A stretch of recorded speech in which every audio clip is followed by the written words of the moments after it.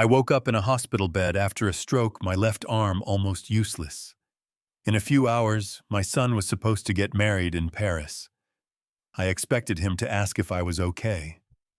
Instead, my daughter-in-law burst in and shouted, "Couldn't you have picked another day to nearly die?" My son glared at me and snapped, "Do you know what your little emergency just cost me?" I said nothing. I waited until they walked out, picked up my phone, and made one call. 4 days later, they were begging to see me. Before we go further, I am genuinely grateful you are here with me today. Drop a comment and tell me what city or country are you watching from. I read every single one. A quick note. This story contains fictional elements crafted for reflection and entertainment. Any resemblance to names or places is coincidental, but the lesson it carries is worth keeping. The smell hit me first, and that sharp chemical bite of antiseptic that gets into the back of your throat and stays there. I have always hated that smell. 45 years of running Callaway Auto Repair. The worst thing my shop ever smelled like was motor oil and burned rubber. At least those were honest smells. Smells that meant something had been fixed. I blinked against the fluorescent lights overhead, white and merciless, the kind that make every person in the room look like they are already halfway to a funeral. The steady beeping of the heart monitor beside me was the only sound keeping me tethered to the present. I tried to lift my left arm and felt nothing, not pain, not tingling, just a heavy, unresponsive silence where my arm used to be. My right hand found the IV line taped to my wrist. I followed it upward with my eyes to the bag hanging above me, dripping clear fluid, slow and steady. I was alive. That was something. I lay there, in that narrow hospital bed, staring at the water-stained ceiling tiles, and I thought about Brandon, my son. 36 years old, sharp dresser, good smile, the kind of smile that opens doors before you even knock. I had been the one to teach him that smile back when he was a gangly 12-year-old who used to stand in front of the bathroom mirror practicing. I had worked double shifts for 12 years straight to put him through college, to give him a life that looked nothing like mine, grease under the fingernails, boots worn through at the toe, a lunch that was usually whatever I had left over from the night before. He was in Nashville now, but he would be on his way here. He would have gotten the call from the hospital. He would be in the car already, probably speeding, probably scared half to death. I closed my eyes and let myself believe that for a minute. Then the door swung open, not gently, not the careful push of someone stepping into a sick room. It was thrown open the way you throw open a door when you are late and furious and the world is not moving fast enough for you. The hinges let out a crack that made the heart monitor spike. Brandon walked in first, navy suit, perfectly pressed hair, slicked back, jaw tight. Behind him came Cassandra Whitmore, the woman he was supposed to marry in Paris. In a few hours, the woman I had spent $180,000 to give a wedding worthy of a magazine spread. She was carrying a Hermes bag I recognized because I had seen the credit card receipt. Her eyes swept the room once, took in the IV, the monitor, the cast immobilizing my left arm, and dismissed all of it. There were no tears. There was no relief. There was no, "Oh, thank God, Dad, you are alive." Brandon stopped at the foot of my bed and looked at me the way a man looks at a traffic jam, something that has no right to be in his way. "Do you have any idea what time it is?" he said. My mouth opened and then closed. I genuinely did not know what to say to that. Cassie stepped forward, heels clicking against the linoleum, and crossed her arms. "We have a flight to Paris in 4 hours, Walt." She never called me Dad. Not once in 3 years. "The villa deposit is non-refundable. Do you understand that? Non-refundable." "I had a stroke," I said. My voice came out rougher than I expected, like gravel being dragged across pavement. "A minor stroke," Brandon said, his voice clipped. He was already pulling out his phone, checking something already mentally somewhere over the Atlantic. "The doctor said you are stable. You are not dying." Cassie turned to Brandon, not even bothering to lower her voice. He couldn't have picked literally any other day to do this. Something moved through my chest that had nothing to do with the fractured blood vessel in my brain. I looked at my son, really looked at him, and for the first time in 36 years, I did not recognize the man standing at the foot of my bed. The boy I had raised knew how to shake a stranger's hand and look them in the eye. The boy I had raised had cried at his mother's funeral until his whole body shook. The boy I had raised used to fall asleep in the passenger seat on the drive home from Little League, trusting completely that I would get him where he needed to go. That boy was gone. In his place stood a stranger in an expensive suit checking his watch. "The condo deposit in Paris," Brandon said, finally looking directly at me. "Dad, do you know how much I had to put down on that property, and now because of this?" He gestured at the hospital room with one hand, a short, contemptuous sweep that took in the IV and the monitor, and me along with all of it. Cassie's phone buzzed. She answered it without excusing herself. "Yes, hold on, we are leaving shortly," she said into the receiver, already half turned toward the door. I felt a slow heat work its way up from somewhere deep, the kind of heat that has nothing to do with temperature. My jaw tightened. My right hand gripped the bed rail. But I kept my voice level because 60 years of living in Memphis had taught me that the man who stays calm in the storm is always the last one standing. "You two go ahead," I said quietly. "Don't miss your flight." Brandon blinked. He had been expecting a fight. I could see it in the set of his shoulders already braced for pushback. My calm threw him off balance for just a second. A flicker of something crossed his face that might have been guilt or might have just been confusion. Then it was gone. "See?" he said to Cassie, already moving toward the door. "He is fine. He said so himself." Cassie did not say goodbye. She did not say, "Feel better, or I will call you when we land," or anything that a daughter-in-law says to a man lying in a hospital bed. She simply walked out, her heels clicking a sharp, retreating rhythm down the hallway until the sound disappeared entirely. Brandon paused at the doorway. For one moment, one single, fragile moment, he turned back and looked at me. And I thought maybe there is something still in there. "Get some rest, Dad," he said. Then he was gone too. The room settled back into its antiseptic quiet. The heart monitor beeped its slow, indifferent rhythm. Through the window, Memphis was waking up, a June sun pressing down on the rooftops, traffic starting to thicken on the boulevard below. A soft knock at the door. Dr. Stephen Mercer stepped in, a trim man in his 50s with silver at his temples and the careful eyes of someone who has spent decades reading people in crisis. He glanced at the empty doorway, then back at me. He had the careful, measured expression of a doctor who had seen something he did not quite know what to do with. "Mr. Calloway," he said, "is there anyone else I can contact for you family, or—" "No," I said. "There is no one else." He nodded slowly, wrote something on his clipboard. I waited until his footsteps faded down the hall. Then I reached out with my right hand, the one that still worked, and I picked up the cell phone on the bedside table. I scrolled through the contacts. My thumb stopped on a name I had not called in a long time, but a name I had never once deleted. Some calls you make because you are afraid. This one I made because I was ready. The hospital had settled into its mid-morning rhythm by the time I made the call, carts rolling down hallways, the muffled intercom announcing names and room numbers, the particular kind of organized chaos that keeps a building full of broken people running on schedule. I had been lying there for maybe 20 minutes since Brandon and Cassie walked out, turning things over in my mind the way I used to turn over a tricky engine problem. Not panicking, just thinking. When a car comes into the shop making a sound nobody can explain, the worst thing you can do is start pulling parts at random. You listen first. You map the system.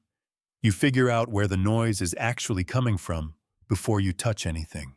Ray Foster picked up on the second ring. Raymond Foster had been my lawyer for 40 years, and my friend for longer than that. He had come to me the first time with a 1987 Buick LeSabre that sounded like it was gargling rocks, and he had left 3 hours later with a fixed transmission and a friendship that had outlasted 2 marriages, his not mine, and more legal battles than I cared to count. Walt. His voice was immediate sharp. I just heard. Are you all right? I am stable, I said. Left arm is not cooperating, but the rest of me works fine. Lord Walt, what do the doctors say about recovery? They say rest and time. I let a beat pass. Ray, I need you to do something for me. Today. Not tomorrow. A brief silence. Ray had known me long enough to hear the difference between a social call and a directive. His voice shifted, the warmth did not leave it, but something else came in underneath something focused and precise. Tell me what you need. I need you to pull every piece of public record tied to Brandon Calloway's name. Business filings, property registrations, anything with the Tennessee Secretary of State. Court records, if there are any. Financial liens. I kept my voice even matter-of-fact, the way I would give a new mechanic a diagnostic checklist. All of it. Start with the business registry. Another pause longer this time. Walt, did something happen? Yes, I said. But I will tell you about that after. Right now, I just need the information. I will start pulling records within the hour, Ray said. And I heard the familiar sound of him reaching for a legal pad, the scratch of his pen. You are sure you want to go down this road? I looked at my left arm lying useless on top of the hospital blanket. I thought about the sound of Cassie's heels clicking out of this room without a backward glance. I thought about Brandon's face in the doorway, that one fragile moment, and what had come after it. I have been sure since about 9 o'clock this morning, I said. Ray let out a slow breath. All right, I will call you tonight. I ended the call and sat with the phone in my hand for a moment. Outside in the hallway, a nurse passed with a cartwheels squeaking against the floor. Somewhere down the ward, a television was playing a morning news program, the anchor's voice rising and falling in that particular rhythmless cadence that all news anchors have. I scrolled to the next name. Michael Schultz had not been in my contact list by accident. 15 years back, I had a boundary dispute with a developer who wanted to build a parking structure on land that had been in my family's name since 1974. The developer had lawyers.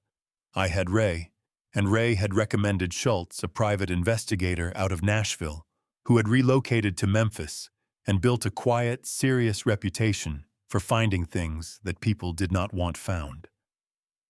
The boundary dispute got resolved in my favor inside of 6 weeks.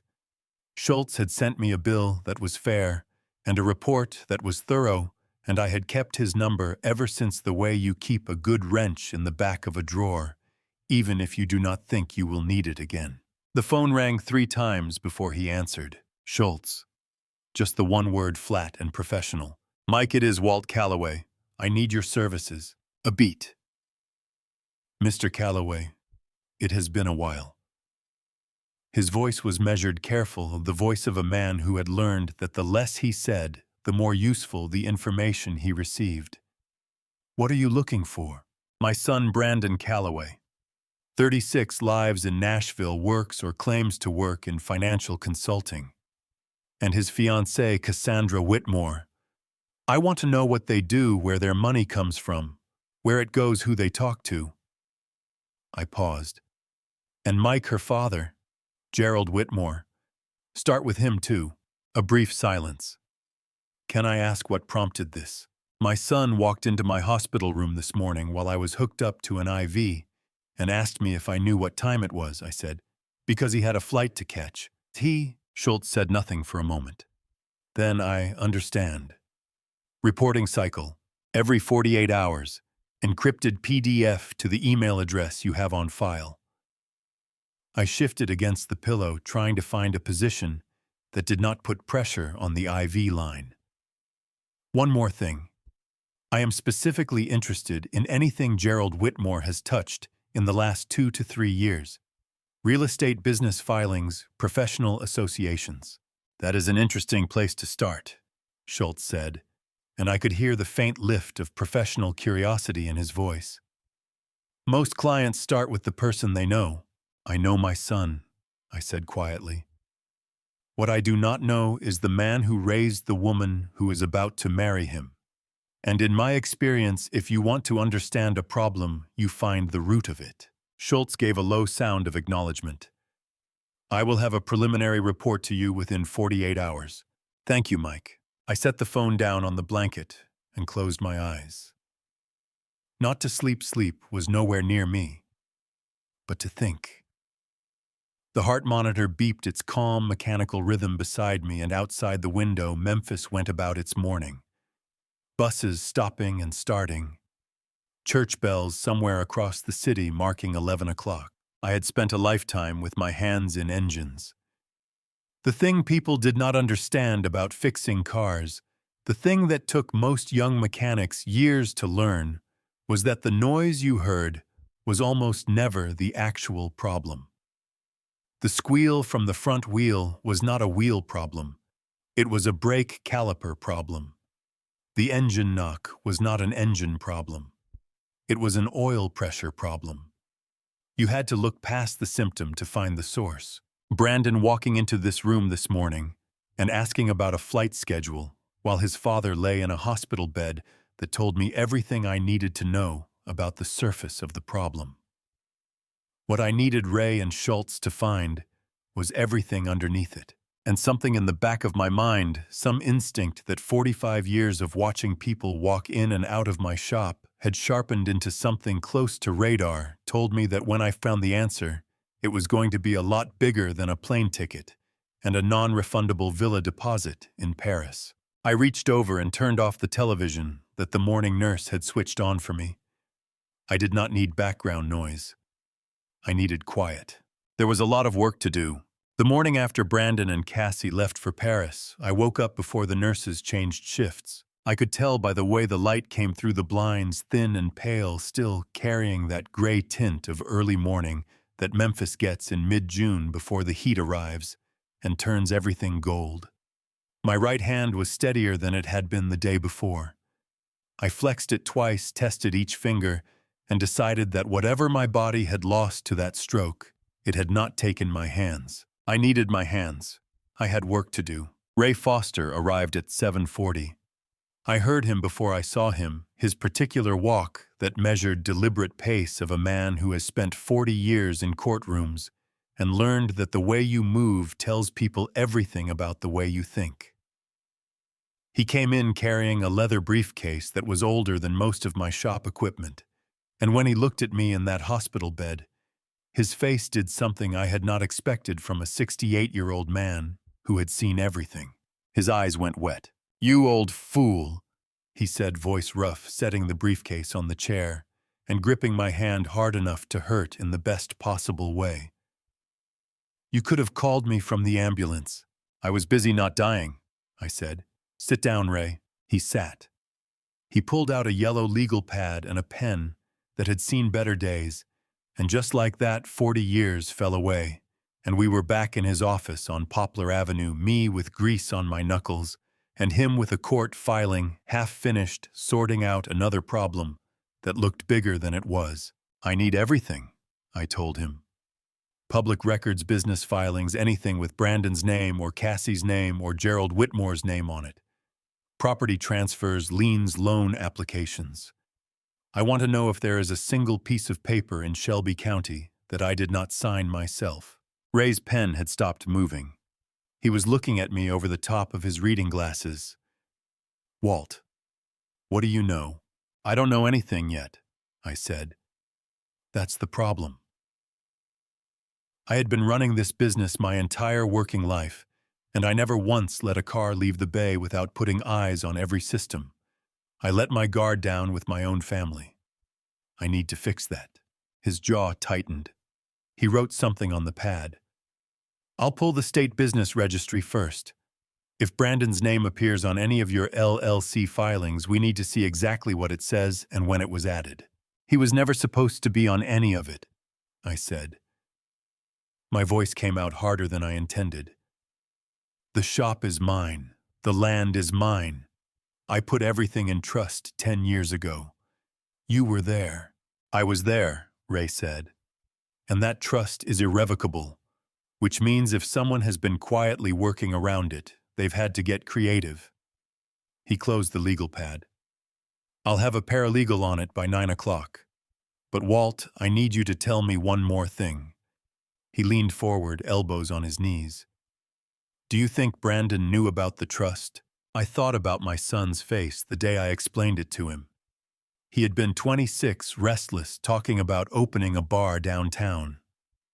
I had sat him down in the shop office with a cup of coffee and walked him through every document Ray had drafted. I remembered the way he had folded his arms and looked at the wall while I talked. He knew, I said. My chest tightened the way it had been tightening all morning. He didn't care then. I don't know what he cares about now. Ray nodded.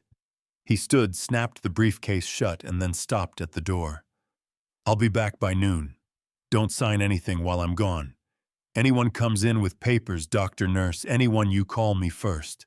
You think it's that serious? He looked at me steadily, and in his eyes I saw something I had not expected to see from Ray Foster in 40 years of friendship, genuine worry. I think you had a stroke the same week your son left for a $180,000 wedding in Paris. I think serious is probably the right word, yes. He left. I sat with that for a while, my hands folded on top of the blanket, my eyes fixed on the pale ceiling. Mike Schultz showed up at 9:15 right on schedule. Mike was not a large man. He was about 5'9", soft-spoken, with the kind of unremarkable face that made people forget they had seen him. He had been a Memphis PD detective for 22 years before he hung out his own shingle, and in the 6 years since I had used him twice for background checks on business partners. He pulled up a chair without being invited, set a small digital recorder on the nightstand, and looked at me with those flat, careful eyes of his. Tommy called me last night, he said. Before you did, said something felt wrong. He paused. Your number was in the shop emergency contact binder. Mine was listed right below it. You put it there after the boundary dispute back in 2009. Tommy found it and used it. My throat tightened unexpectedly at the sound of that boy's name. Tommy Briggs, 24 years old, had been working my shop floor for 3 years, and he was the one who had yelled for help when I hit the ground. Tommy's a good kid, I managed. He said he saw Brandon in the shop 2 weeks ago, Mike said, after hours, with a man he didn't recognize. They went into the back office. I held very still. Brandon doesn't have a key to the back office. Mike looked at me. That's what Tommy thought too. A slow, cold feeling moved through me. Not panic, not yet, but the quiet, specific dread of a man who has just heard a sound in an engine that was not there yesterday. What do you need from me? I asked. Dates, names, anything unusual. Every conversation you've had with Brandon about the business in the last 18 months. Anytime Cassie asked you questions about the property or the financials. He had a small notepad out, now pen ready. I want the timeline, Walt. All of it. So I gave it to him. 45 minutes of back and forth, me pulling up memories I had not wanted to look at too closely. Mike writing steadily, asking quiet questions that cut straight to the bone. By the time we finished, my voice was tired and my hands had a faint tremor in them that had nothing to do with the stroke. 48 hours, Mike said, standing, sliding the notepad into his jacket. I'll have something for you by Thursday morning. What are you expecting to find? I asked. He picked up the recorder from the nightstand and tucked it into his pocket. His expression did not change. Honestly, I'm hoping to find nothing. He paused at the door. But I've never hoped for something and found it yet. He left. I leaned back against the pillow, staring at the thin strip of June light still cutting across the floor, and I thought about that back office, about Brandon standing in my shop after dark, with a stranger I had never met. My chest ached, not from the stroke, from something much harder to name. I picked up my phone and called Tommy. He answered on the first ring. Mr. Walt, he said, voice catching. Thank God. I'm all right, son, I said, and for a moment my eyes went hot. I just need you to tell me everything you remember about that night. Tommy told me everything in 40 minutes flat, his voice climbing steadily. As the story came out, the way the words do when someone has been holding them in so long, that once the door opens, they cannot come out fast enough. It had been a Tuesday night, 2 weeks back. He had come in late to finish a transmission job he had promised a customer for the following morning. The shop lights were off in the front, the way I always leave them, but there was a glow coming from the back office, thin and wrong, the kind of light a phone screen throws when someone is trying not to be seen. Tommy had stopped in the doorway of the main bay and watched through the interior window. Brandon was at my desk, and with him was a man Tommy had never seen before. Older, heavier, wearing a suit jacket over an open-collar shirt. They were looking at papers spread across the desk, and the stranger had a pen in his hand. Did you hear what they were saying? I asked. Some of it. Tommy's voice was unsteady. The man in the suit said, "If the old man doesn't catch it in time, we're clear." And Brandon said, he stopped. Mr. Walt, I don't want to. Tell me, I said. Brandon said he won't. He trusts me. For a moment, I could not speak. The room seemed to tilt slightly, the way it had when the stroke came, but this was different. This was not my body failing. This was understanding arriving like a fist. You did the right thing telling me, I said. My voice held barely. I should have called sooner, Tommy said, and I could hear his breath shaking. I kept thinking maybe it was nothing. Maybe I misheard. I'm sorry, Mr. Walt. I'm so sorry. Tommy. I steadied my own voice because I needed him steady too. You didn't do anything wrong. Now listen to me. Don't talk to Brandon. Don't go into that office. If anyone comes to the shop asking questions that aren't about cars, you call me directly. You understand? Yes, sir, he said. And then quietly, you're going to be all right, aren't you? My eyes went hot. I blinked it back. I intend to be, I told him. I spent the rest of that morning going over what I knew. The stranger with the pen, my desk, papers spread out. The phrase, he won't. He trusts me. By the time Ray walked back into room 214 at 11:50 carrying a manila folder thick enough to stop a door, my hands had been still for 2 hours. Steady. Ready. He set the folder on the rolling table over my bed, pulled up the chair, and opened it without preamble. I'm going to show you something, Walt, he said, and the way his voice had gone flat and professional told me more than the papers themselves. I need you to stay calm. Show me, I said. The first document was a Tennessee Secretary of State filing. Callaway Auto Repair, LLC. Owner of record Walter Callaway and Brandon James Callaway, co-managing members. Filed 14 months ago. I stared at it. I never signed that. No, Ray said. You didn't. My jaw clenched so hard I felt it in my temples. That's my signature, I said. That is my signature on that line, and I did not write it. I know.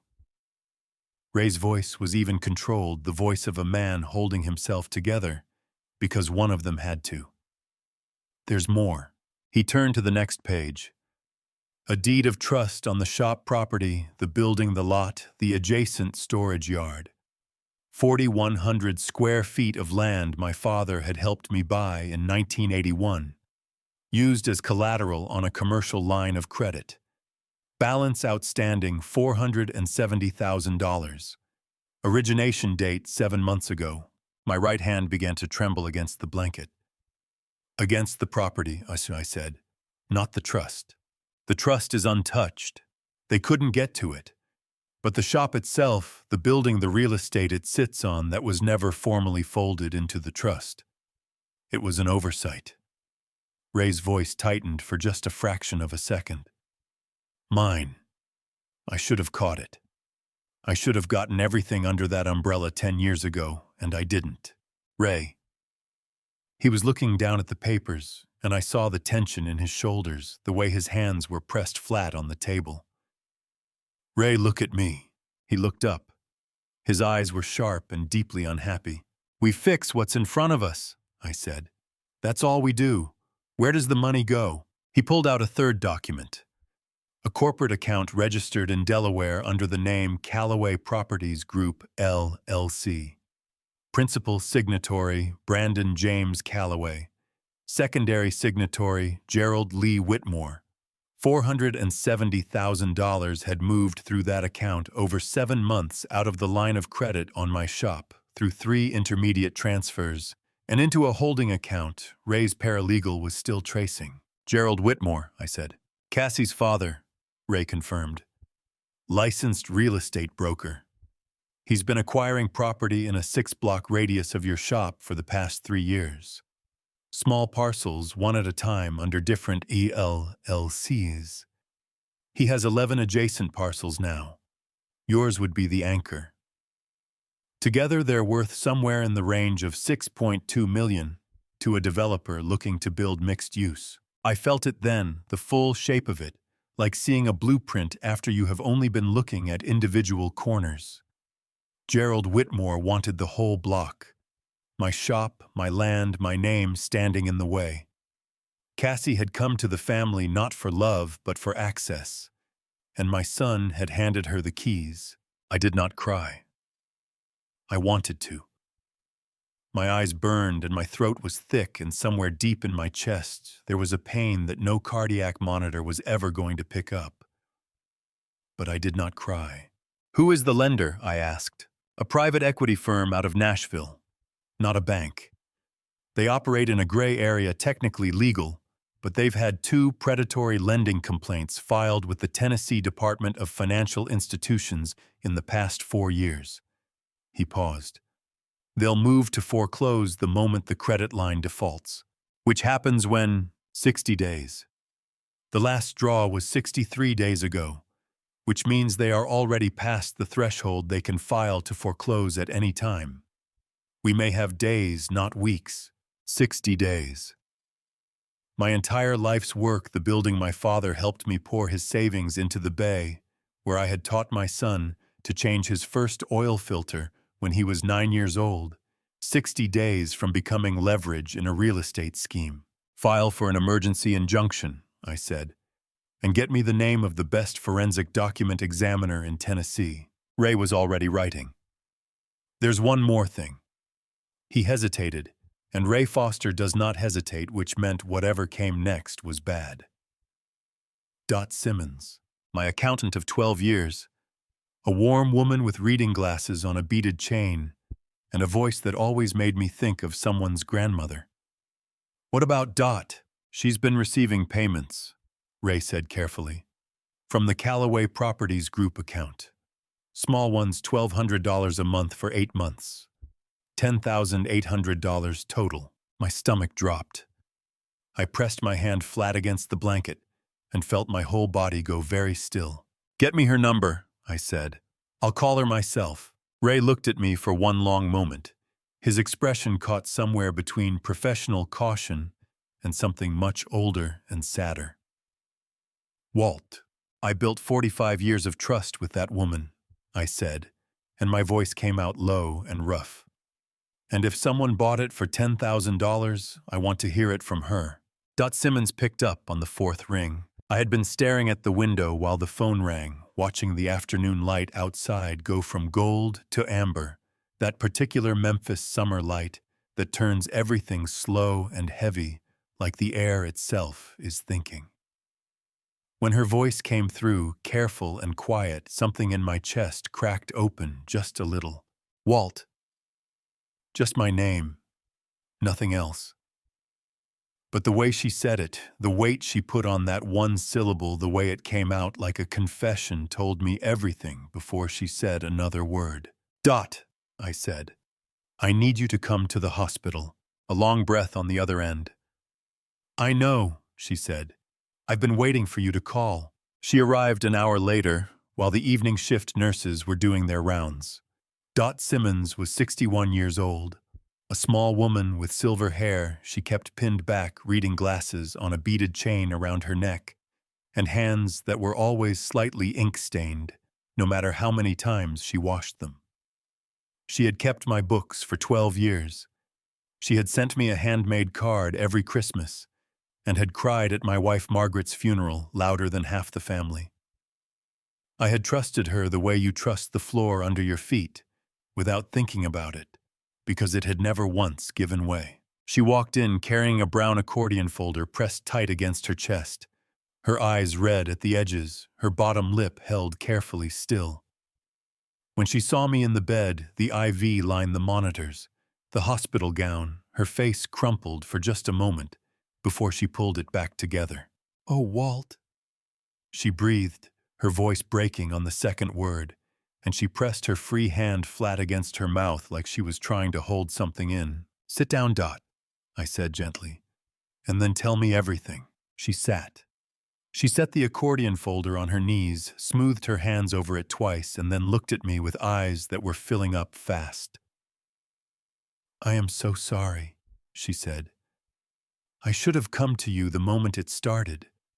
I kept telling myself I was protecting you, but the truth is I was scared, and being scared made me stupid, and I will never forgive myself for that." My chest tightened. "Start from the beginning," I said. She opened the folder.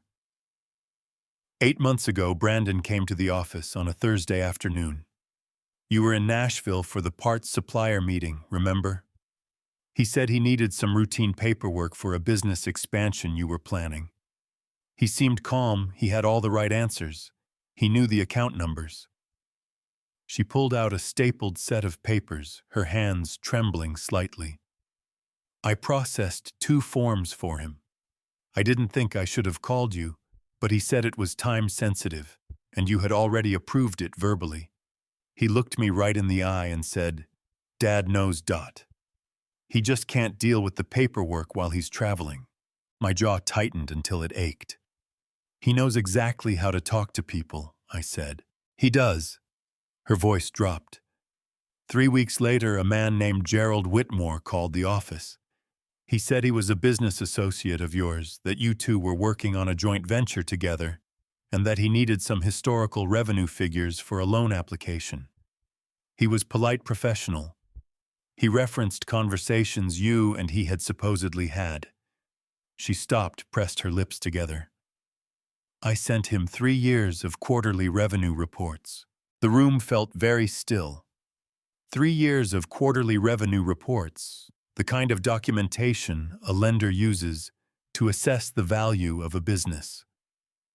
The kind of documentation Gerald Whitmore would need to show a private equity firm how much Callaway Auto Repair was worth as collateral.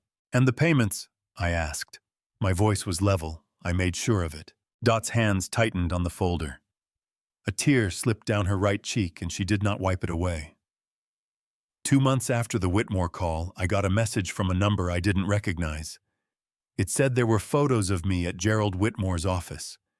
It said if I reported what I had done, they would send those photos to you and tell you I had sold your financial data intentionally. She exhaled shakily. The payments started the following week. $1,200 a month deposited directly. I didn't spend it. Walt, I swear to you, I put every dollar in a separate account. I didn't know what else to do. Her voice broke on the last word. Her hands were shaking now, the papers rattling softly in the folder, and her whole body had the look of someone who has been carrying a weight for so long that the act of setting it down hurts almost as much as the carrying. "They blackmailed you," I said. "I let them," she whispered.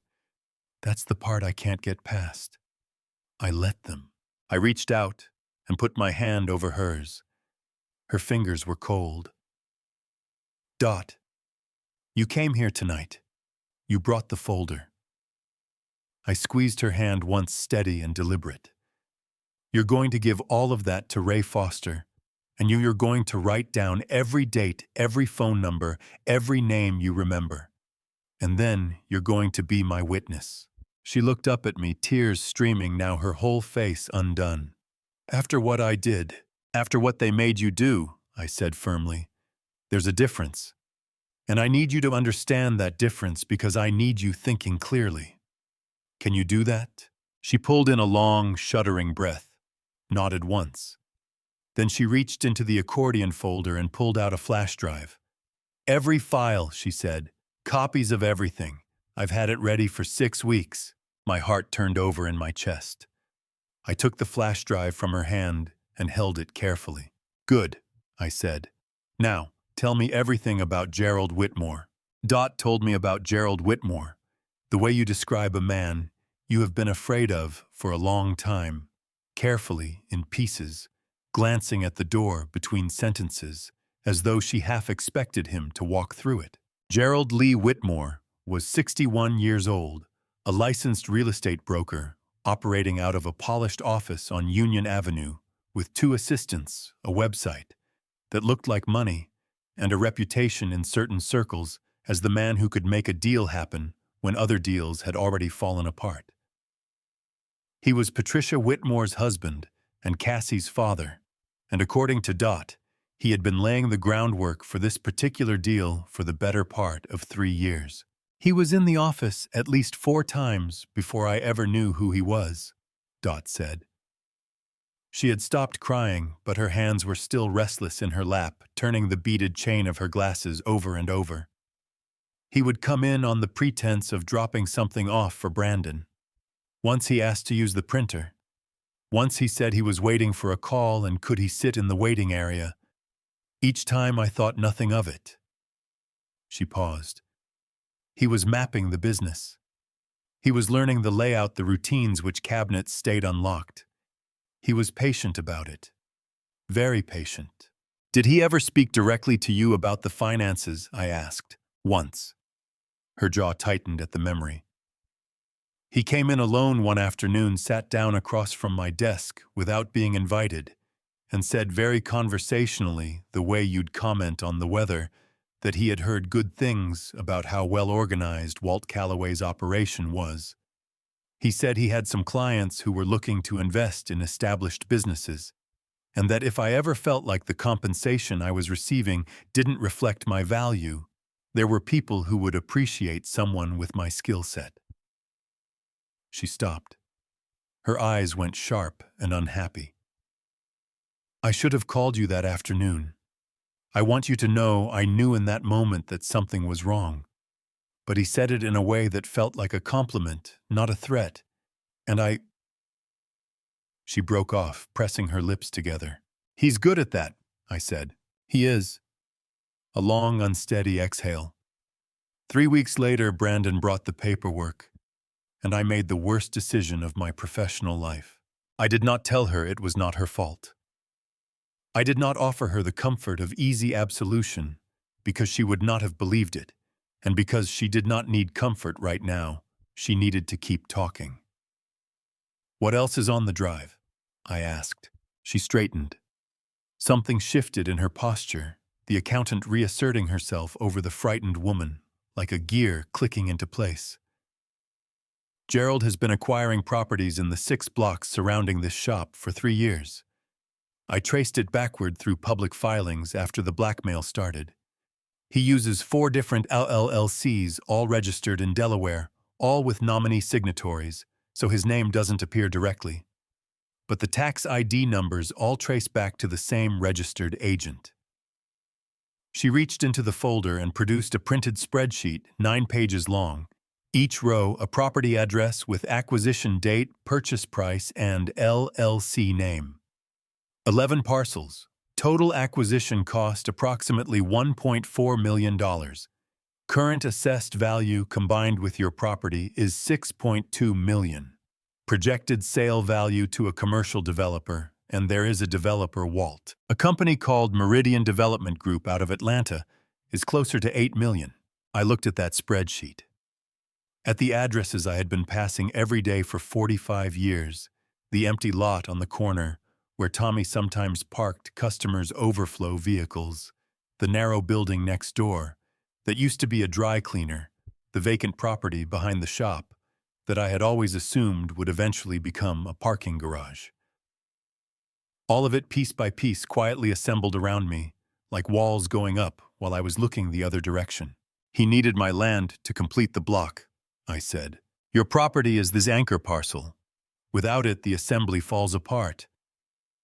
Dot's voice had gone steady and technical, and I could see what it cost her to keep it that way, the slight tightening around her eyes, the careful breath before each sentence. Meridian has a development proposal on file with the Memphis-Shelby County Planning Commission. They submitted it 4 months ago. The proposal assumes ownership of all 12 parcels, including yours. My hand gripped the edge of the bed rail. 4 months ago. 4 months ago, I had been in the shop every morning by 7, working alongside Tommy, eating lunch at the counter at Paulette's down the block. Living the same life I had lived for 45 years, and 40 feet away, in Gerald Whitmore's polished office, someone had been drawing lines around everything I owned.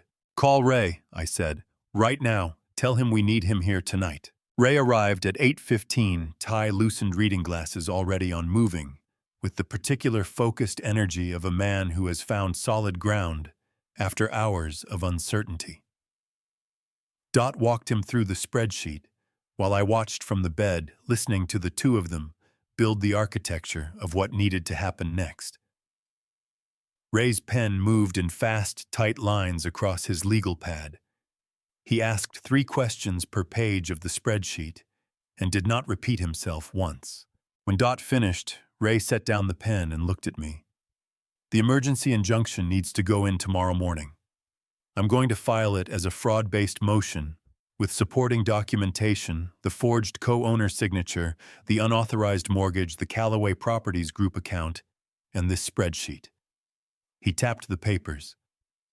Judge Okafor has a reputation for moving fast on financial fraud when the evidence is clean.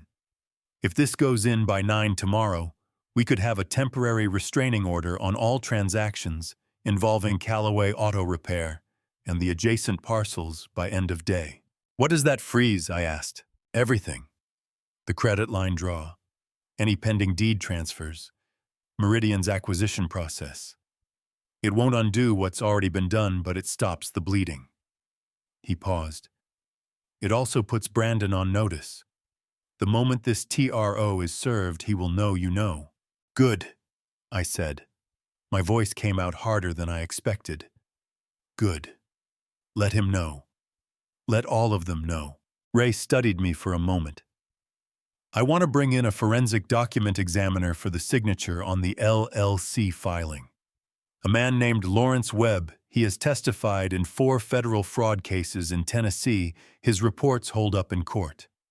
I need 48 hours from him. Do it, I said. Dot was looking at me from across the room, her face still carrying the weight of the evening, but behind it, something else, relief maybe.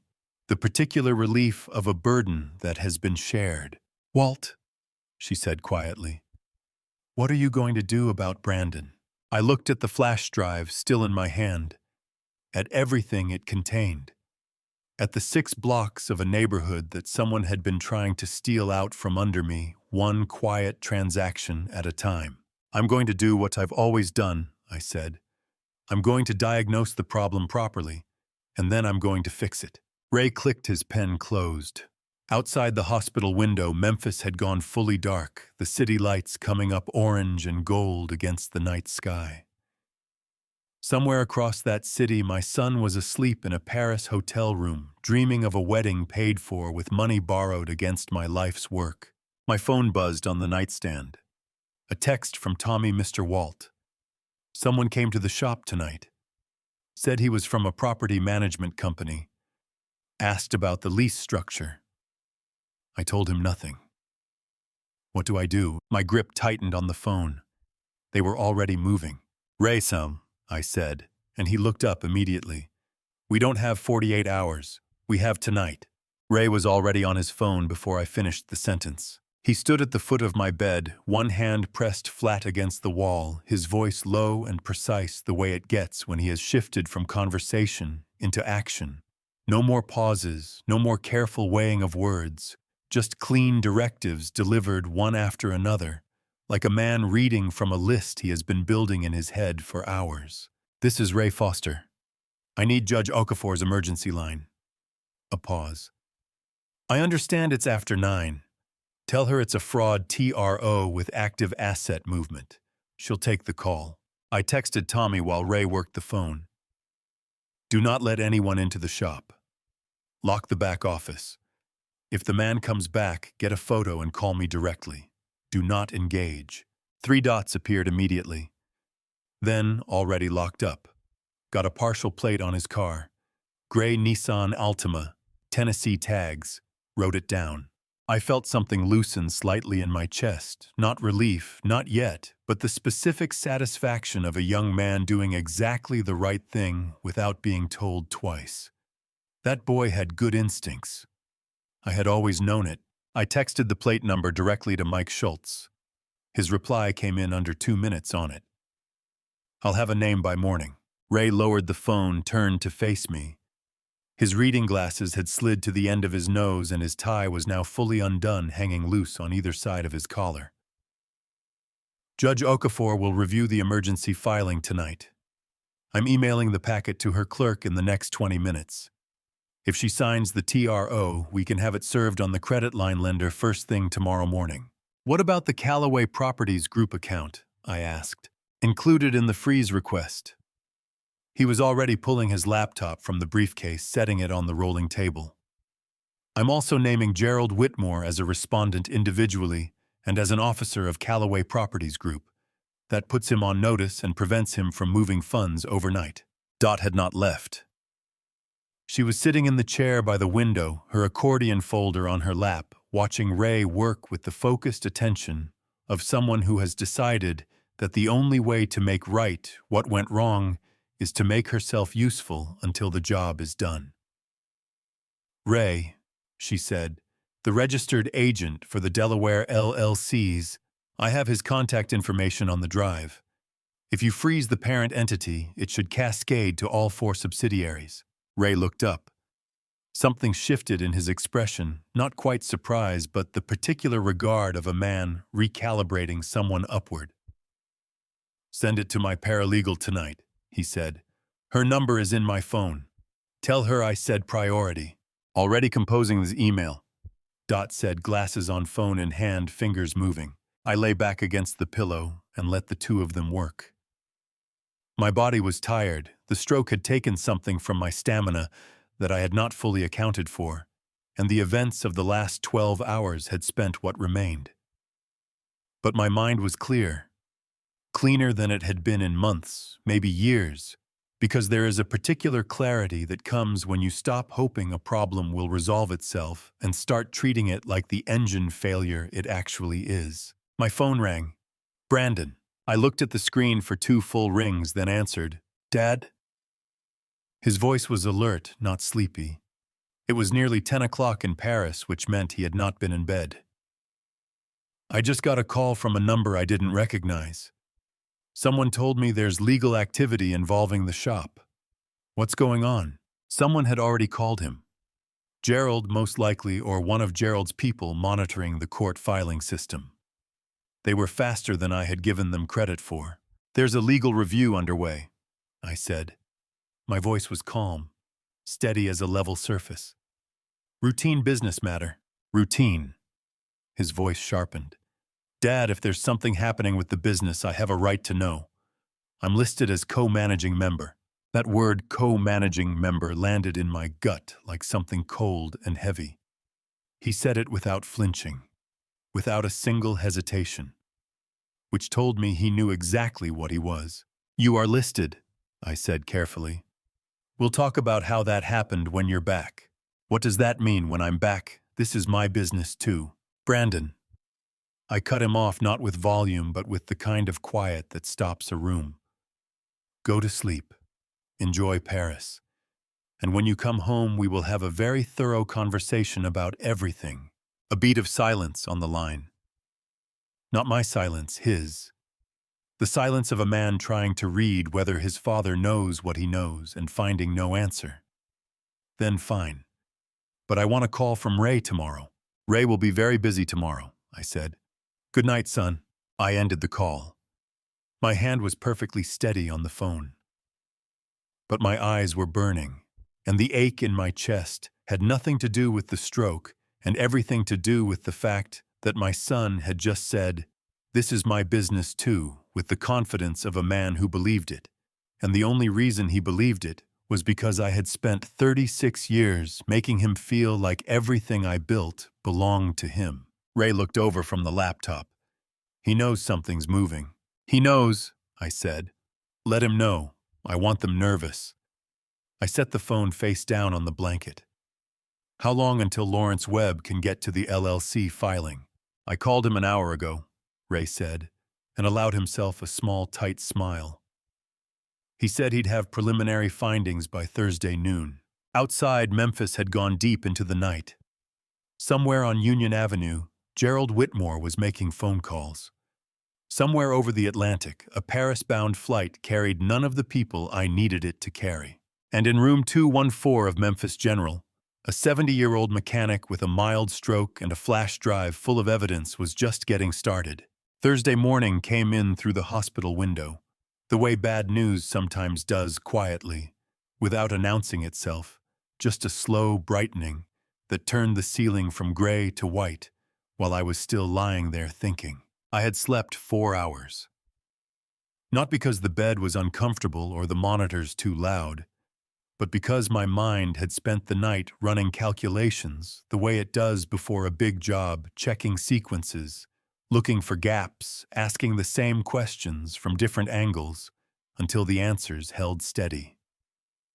By the time the breakfast cart rattled past my door at 6:30, I had already decided the 3 things I needed to do before noon. Ray arrived at 8 with Lawrence Webb. Webb was a compact man, mid-50s, with close-cropped gray hair and the kind of unhurried precision in his movements that told you immediately he was someone who worked with very small things and very high stakes. He carried a hard-sided case that he set on the rolling table without being asked, and he shook my hand with a grip that was firm and brief and entirely businesslike. "Mr. Calloway," he said. "Ray's told me the situation. I reviewed the LLC filing last night. I have preliminary findings." My pulse picked up. I kept my face level. "Let's hear them."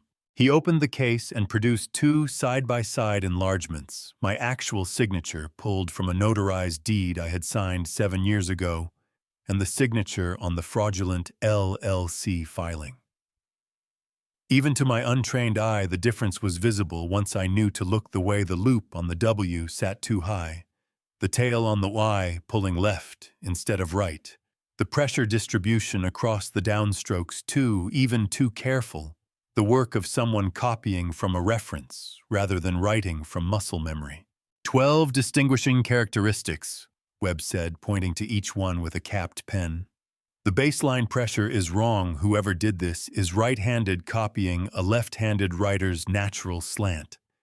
The connecting stroke between the A and the L in Calloway is a tell your natural hand bridges that gap with a slight upward hook. This document shows a flat connector. Amateur work, but deliberate. He looked at me directly. "In my professional opinion, this signature was not made by you. I will stake my expert testimony on it." Something moved through me that was not quite relief and not quite anger. It was the feeling of having suspected something terrible for days and then having it confirmed. My throat tightened. My hands pressed flat on the blanket. "Thank you, Mr. Webb," I said. My voice came out steady. I was proud of that. Ray was already noting the findings. "I'm filing the expert report with the TRO documentation this morning. Combined with Dot's testimony and the financial records, this gives Judge Okafor a clean fraud picture." Webb closed the case, nodded once to each of us, and left as efficiently as he had arrived. I turned to Ray. "What did Mike find on the plate?" Ray's expression changed.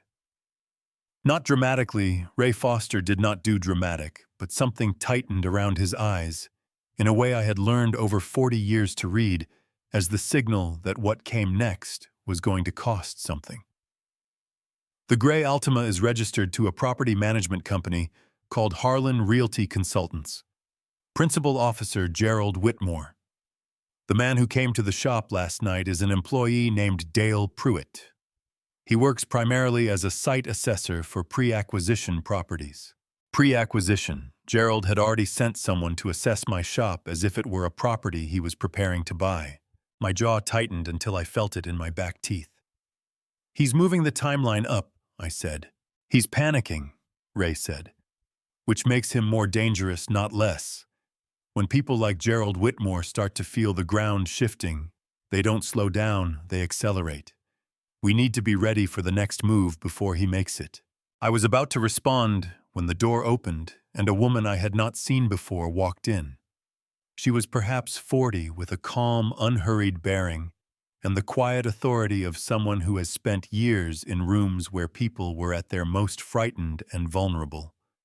She wore the standard hospital scrubs, a name badge clipped to her chest, Linda Hartwell, RN Patient Services. "Mr. Calloway," she said, "I'm sorry to interrupt. I'm the patient advocate assigned to your floor. Dr. Mercer asked me to look in on you." She glanced at Ray briefly, professionally, then back to me. "I also need to let you know that there's a scheduled consultation this afternoon.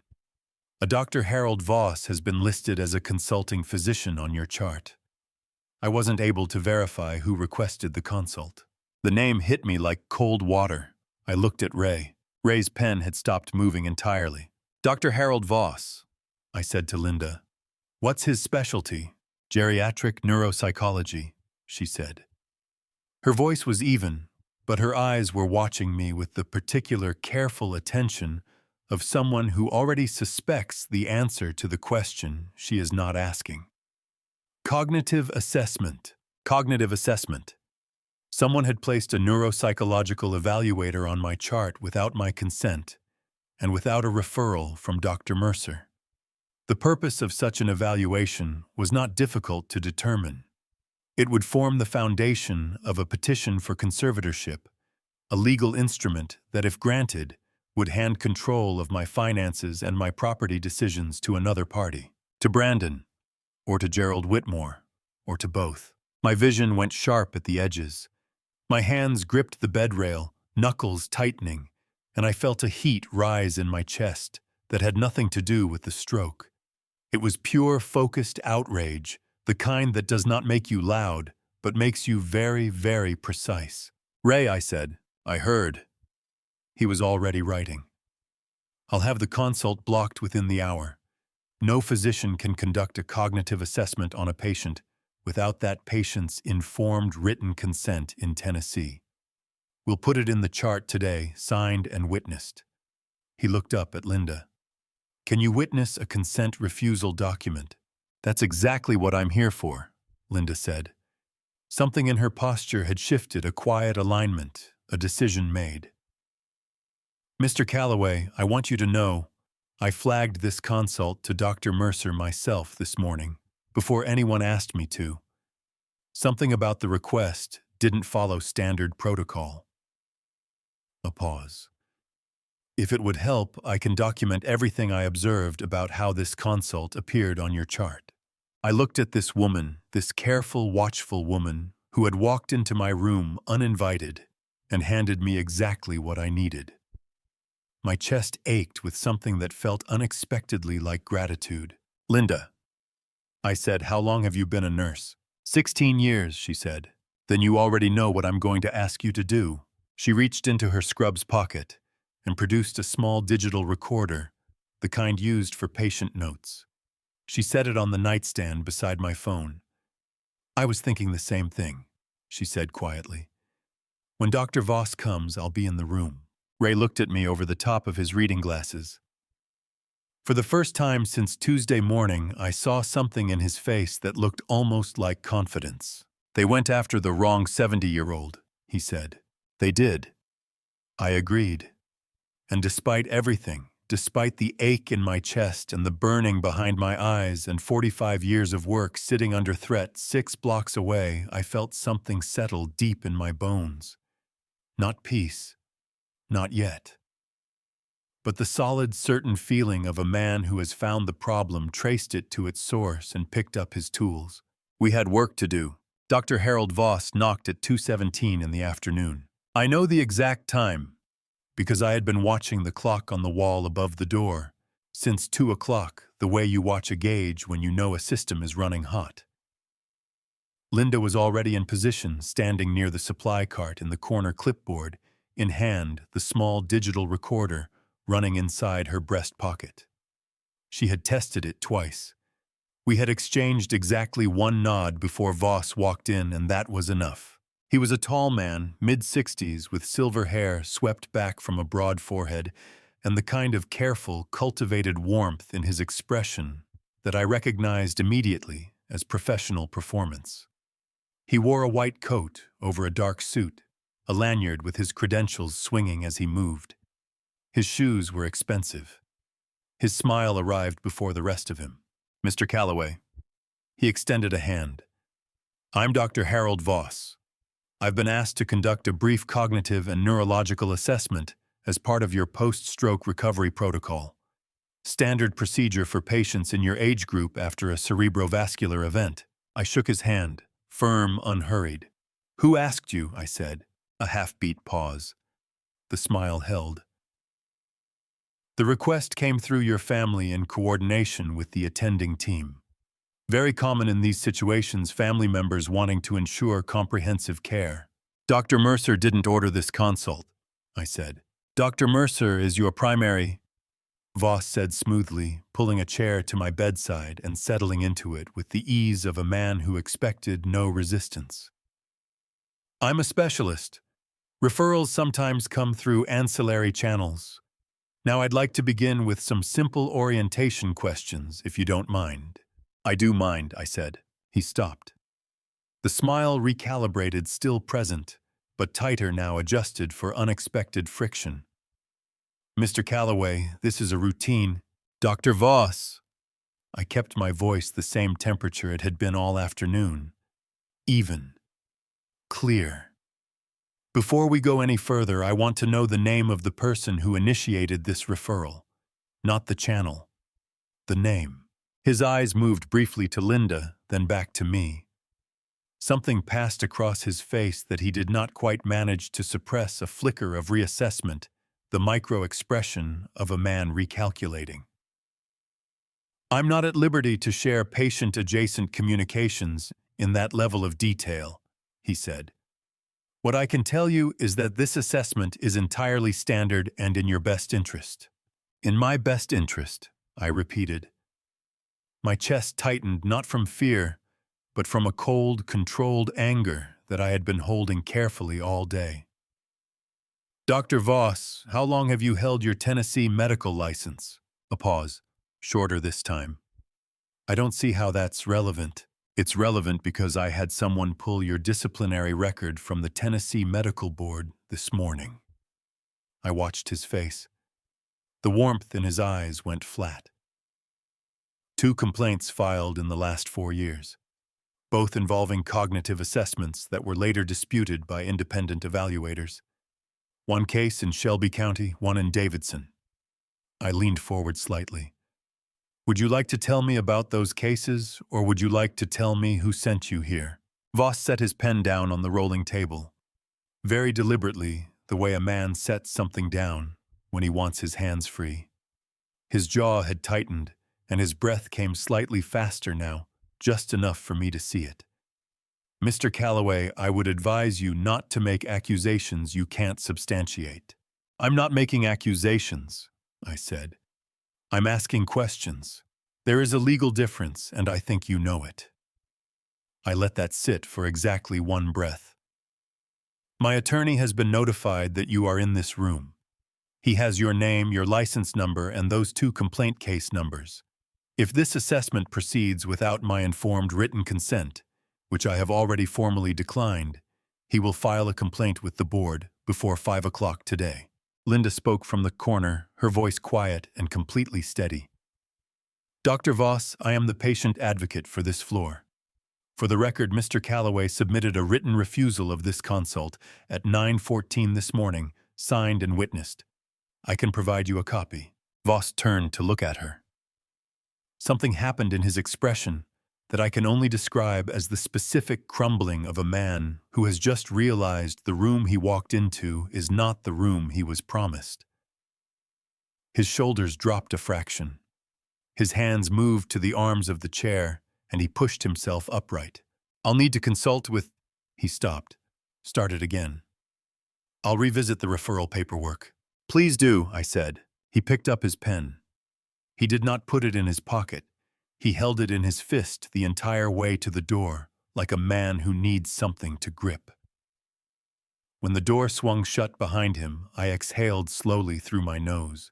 Linda crossed the room in 4 steps, reached into her pocket, and stopped the recorder. Her hand was perfectly steady, but her eyes were bright with something that looked a great deal like satisfaction.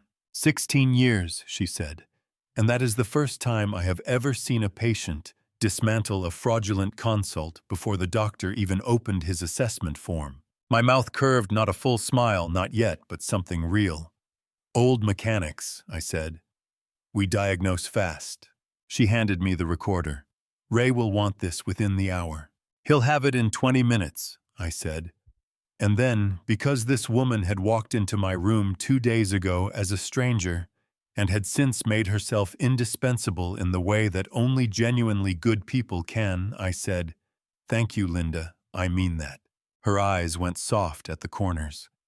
She pressed her lips together and nodded once firmly the way people do when they are not going to let themselves cry at work.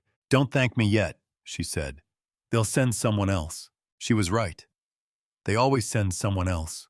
Ray walked in at 8:50 Friday morning, carrying coffee he had not touched, and news that changed the shape of the entire week. The temporary restraining order had been signed by Judge Patricia Okafor at 11:47 the previous night. It froze all transactions on Callaway Auto Repair's credit line, suspended the operating authority of Callaway Properties Group, LLC, and its 4 Delaware subsidiaries, and placed a hold on any pending deed transfers involving the 11 parcels Gerald Whitmore had been quietly assembling around my shop. Ray set the signed order on my rolling table, and I read every line of it twice, my right hand completely steady, something loosening in my chest that had been wound tight since Tuesday. "She moved fast," I said. "Clean evidence moves judges," Ray said, pulling up the chair. "Webb's report, Dot's testimony, the financial records, there was nothing soft in that filing." Okafor knew what she was looking at. He wrapped both hands around his coffee cup. "Gerald Whitmore was served this morning at 6:15. His attorney called mine at 6:42. What did he say?" "That his client denies all allegations and intends to contest vigorously." Ray allowed himself a small, dry expression that in 40 years I had learned to read as his version of satisfaction. Which is exactly what a man says when he knows the evidence is real and the only move left is delay. My phone buzzed. "Mike Schultz." I put it on speaker. "Talk to me, Mike. Brandon Callaway and Cassie Whitmore landed at Memphis International 40 minutes ago." Mike's voice was its usual flat, informational calm, but I heard something underneath it, the particular alertness of a man reporting a development he considers significant. They were booked on a return flight for next Sunday. Someone changed those tickets 2 days ago. One-way business class paid on a card I haven't seen on Brandon before, a corporate card registered to Callaway Properties Group. My jaw tightened. Brandon had used the fraudulent corporate account to buy his own plane ticket home. "He knows the TRO went through," Ray said, already writing. "He knew before it went through," I said. "That's why he came back." I looked at the ceiling for one moment, just one, and felt the full weight of what my son had become settle across my chest, like something I would have to carry for the rest of my life. Then I set it aside because I did not have the luxury of grief right now. "Mike, I need you here by 10. Already on my way," he said, and ended the call. They arrived at 9:22. I heard Cassie's heels in the hallway, first that same rhythm I had memorized in this same hospital corridor 4 days ago, except faster now, sharper, carrying a different energy entirely. Brandon pushed the door open and came in ahead of her, still in travel clothes. his face carrying the compressed, urgent expression of a man who had rehearsed a conversation on a 9-hour flight and was ready to deliver it. He looked at Ray. His expression flickered. "I need to speak with my father alone," he said. "Ray stays," I said. Brandon's eyes came to mine. For a moment, just a moment, I saw something in his face that looked like the boy I remembered. Something young and frightened and caught. Then it closed over and the man in the expensive travel jacket was back. "Dad, I know there's been some kind of legal filing. I need you to understand that whatever you've been told, it's been taken out of context. I can explain everything." "I'd like to hear that explanation," I said.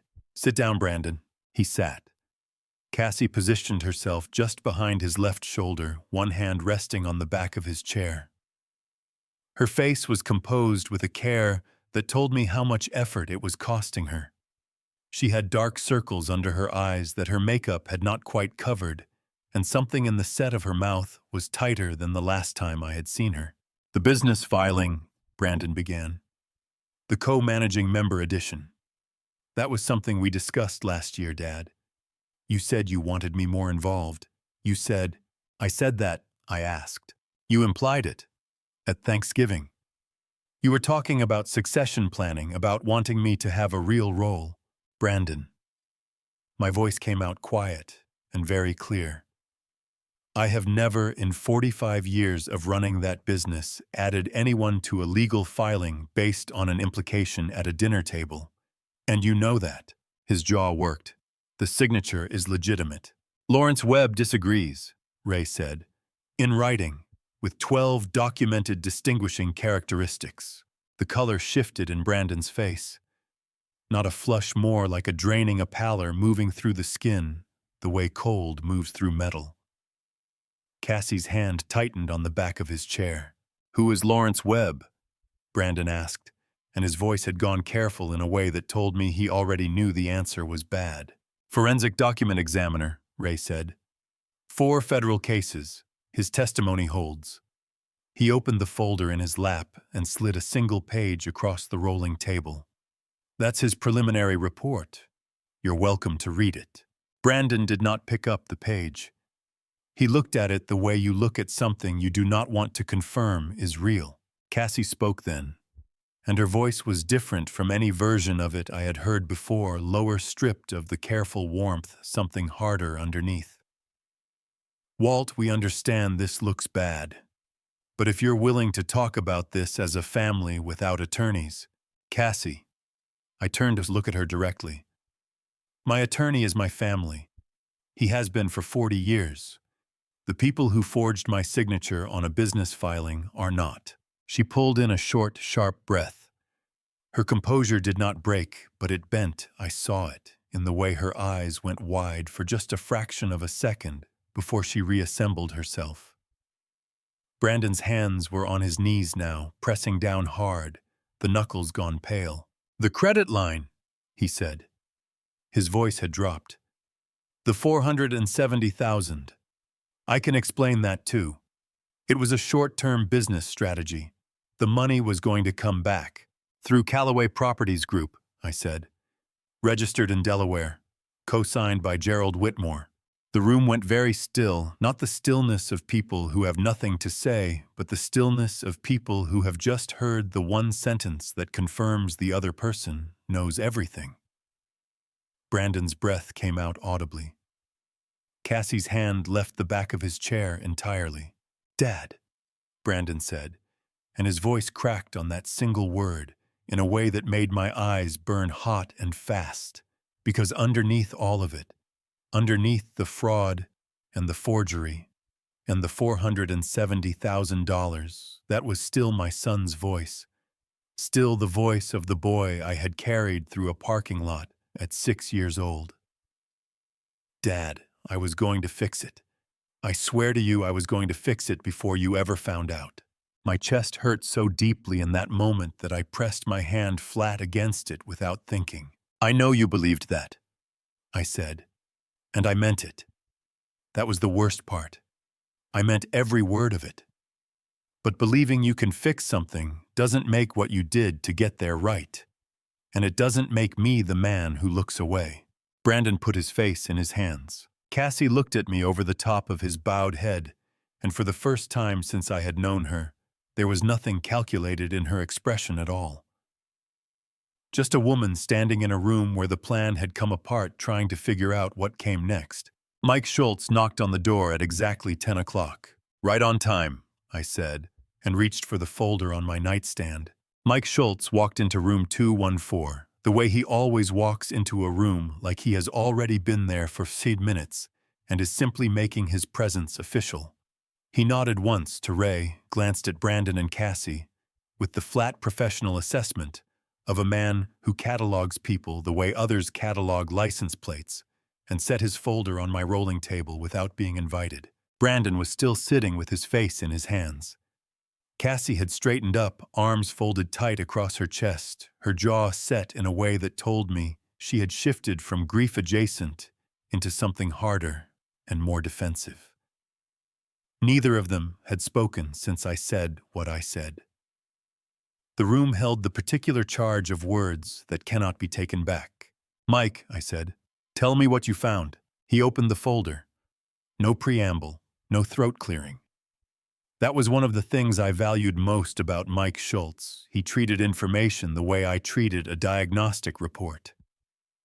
Facts first. Feelings after, if at all. "Brandon James Calloway," he began, and I watched my son's hands drop from his face at the sound of his own full name spoken in that tone. "Terminated from Meridian Financial Group 8 months ago. Cause misappropriation of client account funds. The termination was settled privately, no public record, no lawsuit, because Meridian preferred a quiet exit to a public scandal. Brandon signed a non-disclosure agreement." Mike turned a page. "He has been unemployed since. Current monthly expenses average $11,000. Primary income source for the past 7 months, funds drawn from the Callaway Properties Group account." The silence that came out of Brandon then was not a chosen quiet. It was the silence of a man who has had the floor pulled from under him and has not yet landed. His breath came out in a long, ragged exhale, and he pressed both hands flat on his thighs like he needed to feel something solid.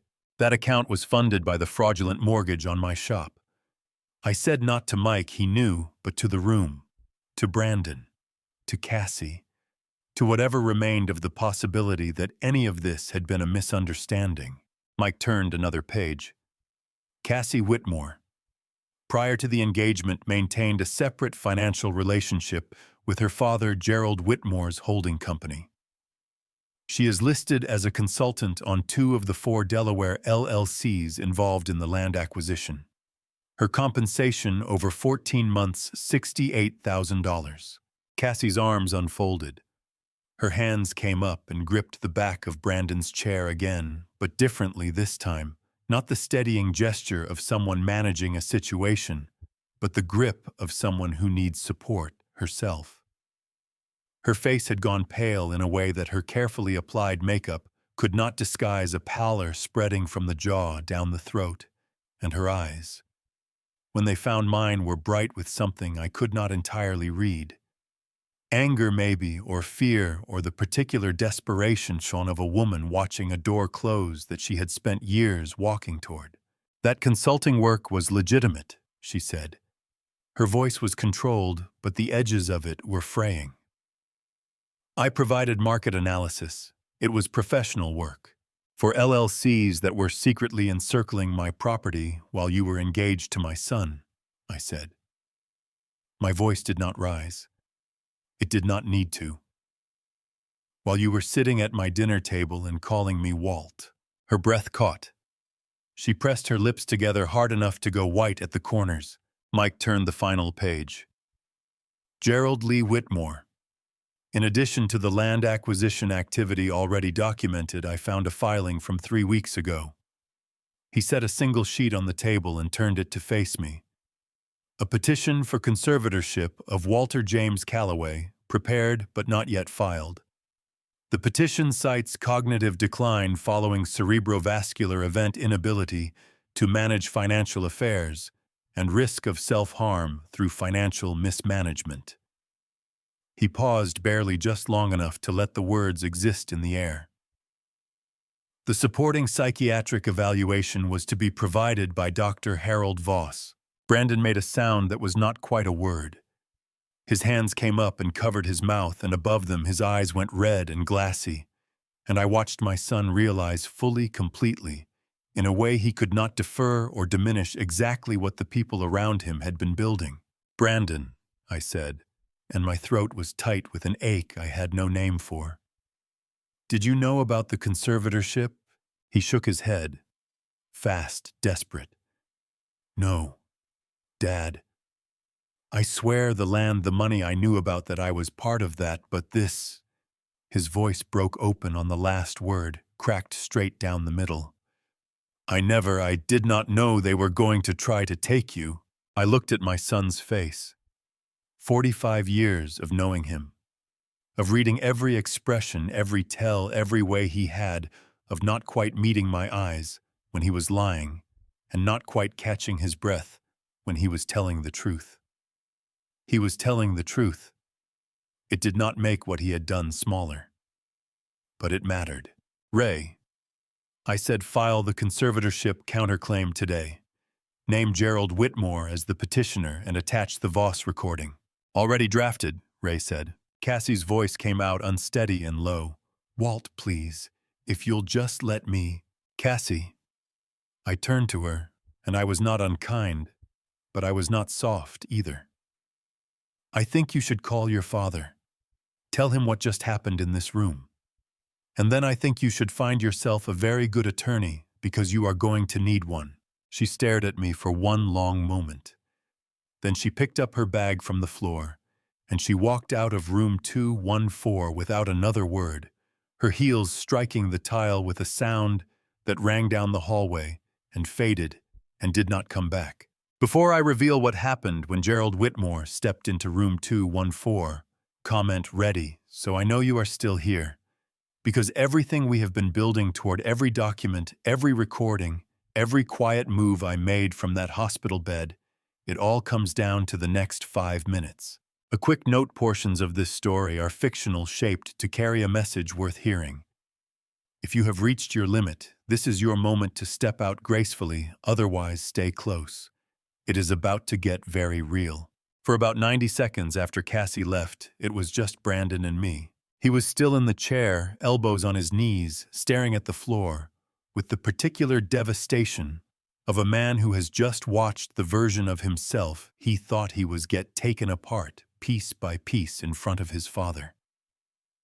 His eyes were wet. He was not crying, not yet, but he was right at the edge of it. His jaw tight, his breath coming in the careful, controlled intervals of someone trying hard not to come undone entirely. I did not fill the space with words. I let him sit in it. Sometimes that is the only honest thing you can do.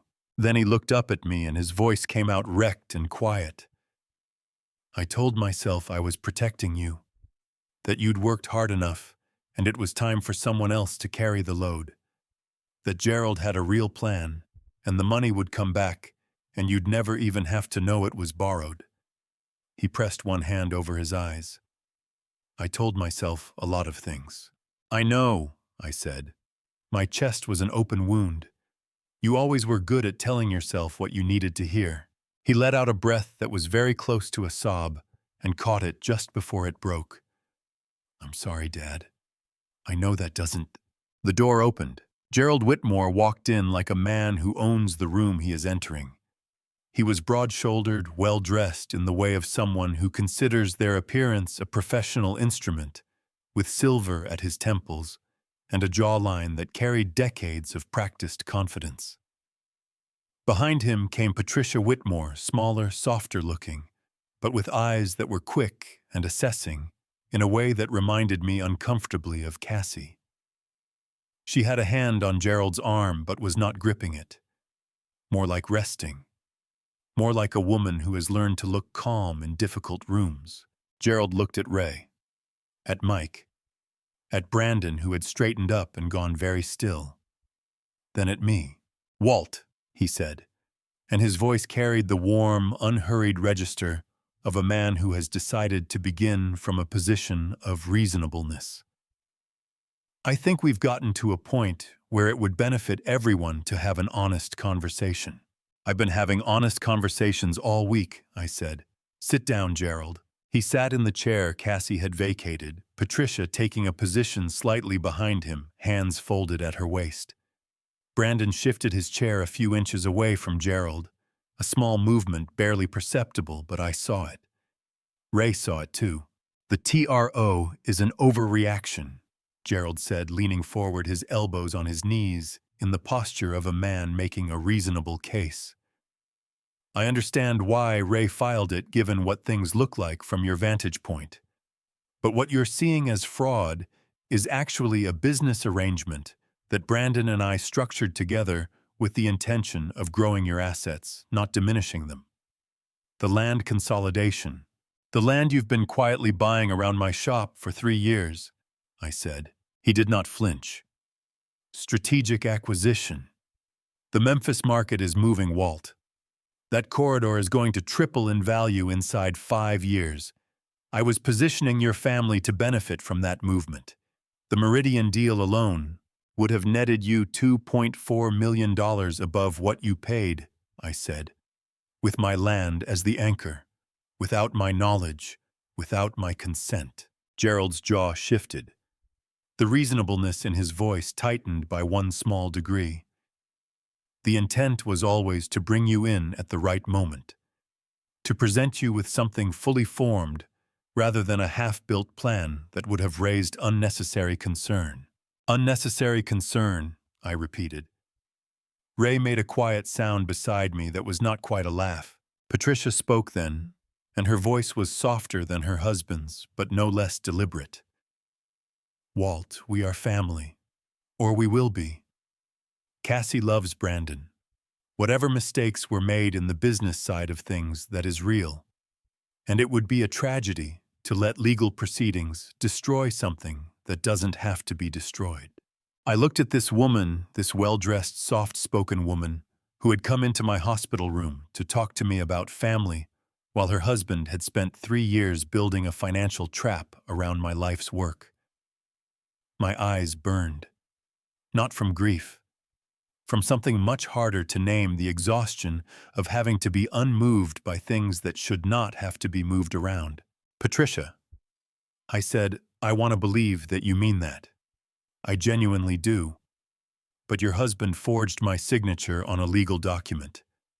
Your daughter accepted $68,000 in consulting fees from LLCs designed to acquire my property without my knowledge. And someone in your family's orbit placed an unethical physician on my medical chart to have me declared incompetent."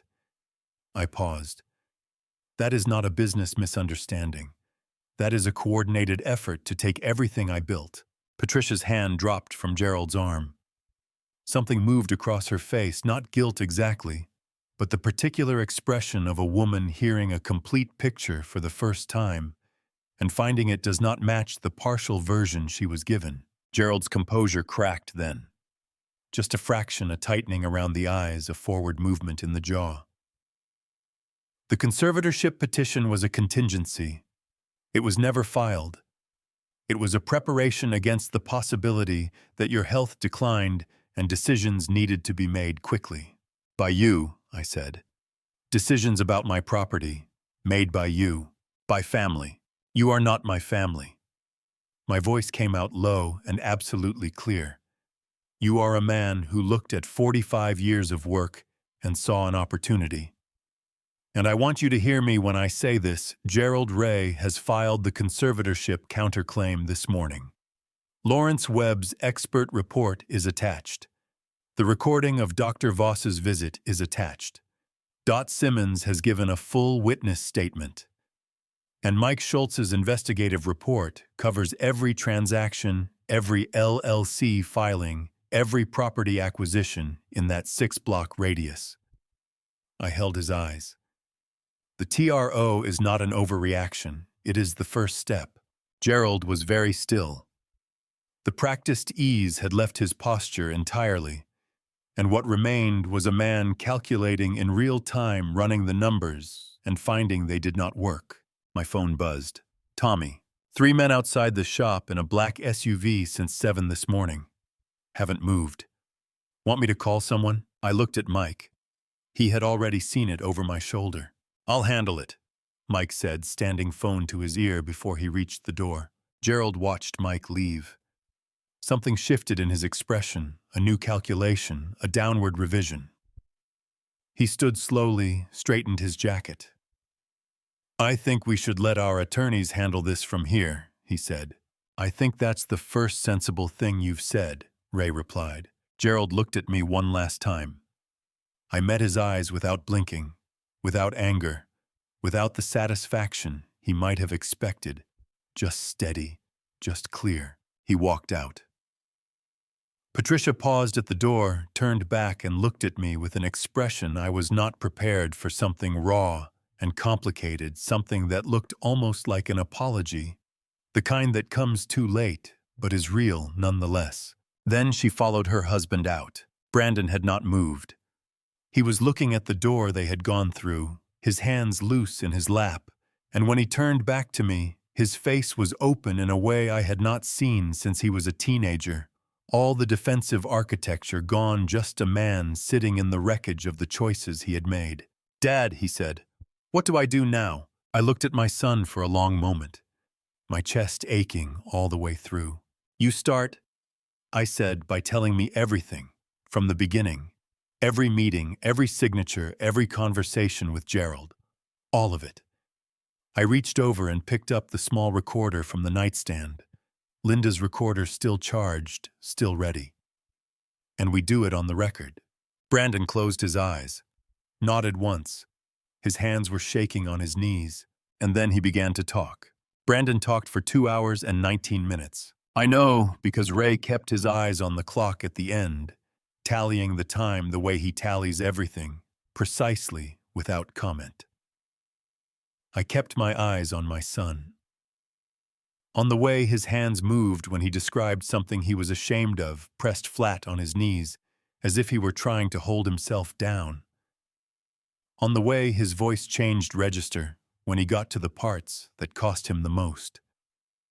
Dropping lower, roughing up at the edges. The words coming out slower, like a man lifting something heavy, one piece at a time. He told me everything. He told me that Gerald had first approached him 14 months ago at a dinner. A casual thing, a Sunday evening at the Whitmore house, Patricia's cooking. The kind of evening that feels like family, before you understand what family is being used for. Gerald had laid it out, simply. The Memphis corridor was changing the land around Callaway Auto Repair, was worth multiples of its assessed value. And if the right person could consolidate the right parcels at the right moment, the return would be generational. He said the word generational. Brandon told me, his voice hollow. He said, your father built something. You could multiply it. And I. He stopped, pressed his lips together. His eyes were wet, and he was not trying to hide it anymore. I wanted that to be true.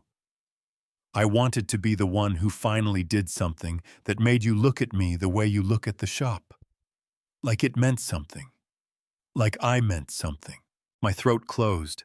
I kept my face still. I did not trust myself to speak. Gerald said the co-managing member filing was a formality, that it just needed to be in place for the loan structure to work. He had a notary, a man named Robert Harlan, who he said handled sensitive business documents for high-net-worth clients all the time. I signed off on the process. I told myself you would understand when you saw the results. He exhaled, shuddering. I told myself a lot of things. The 470,000, I said. My voice came out level. Where did it go? Brandon looked at the window. Outside, the Memphis sky had gone the flat, heavy white of a day that could not decide whether to storm. Gerald controlled the disbursements. I saw the account statements, money moved in, money moved out. It looked like acquisition costs for the parcels. I didn't track every transaction. I should have. I know I should have. He turned back to me. I didn't know about the Callaway Properties group card until it was already in my name. Gerald said it was standard for a co-managing member to have operating access. Ray leaned forward.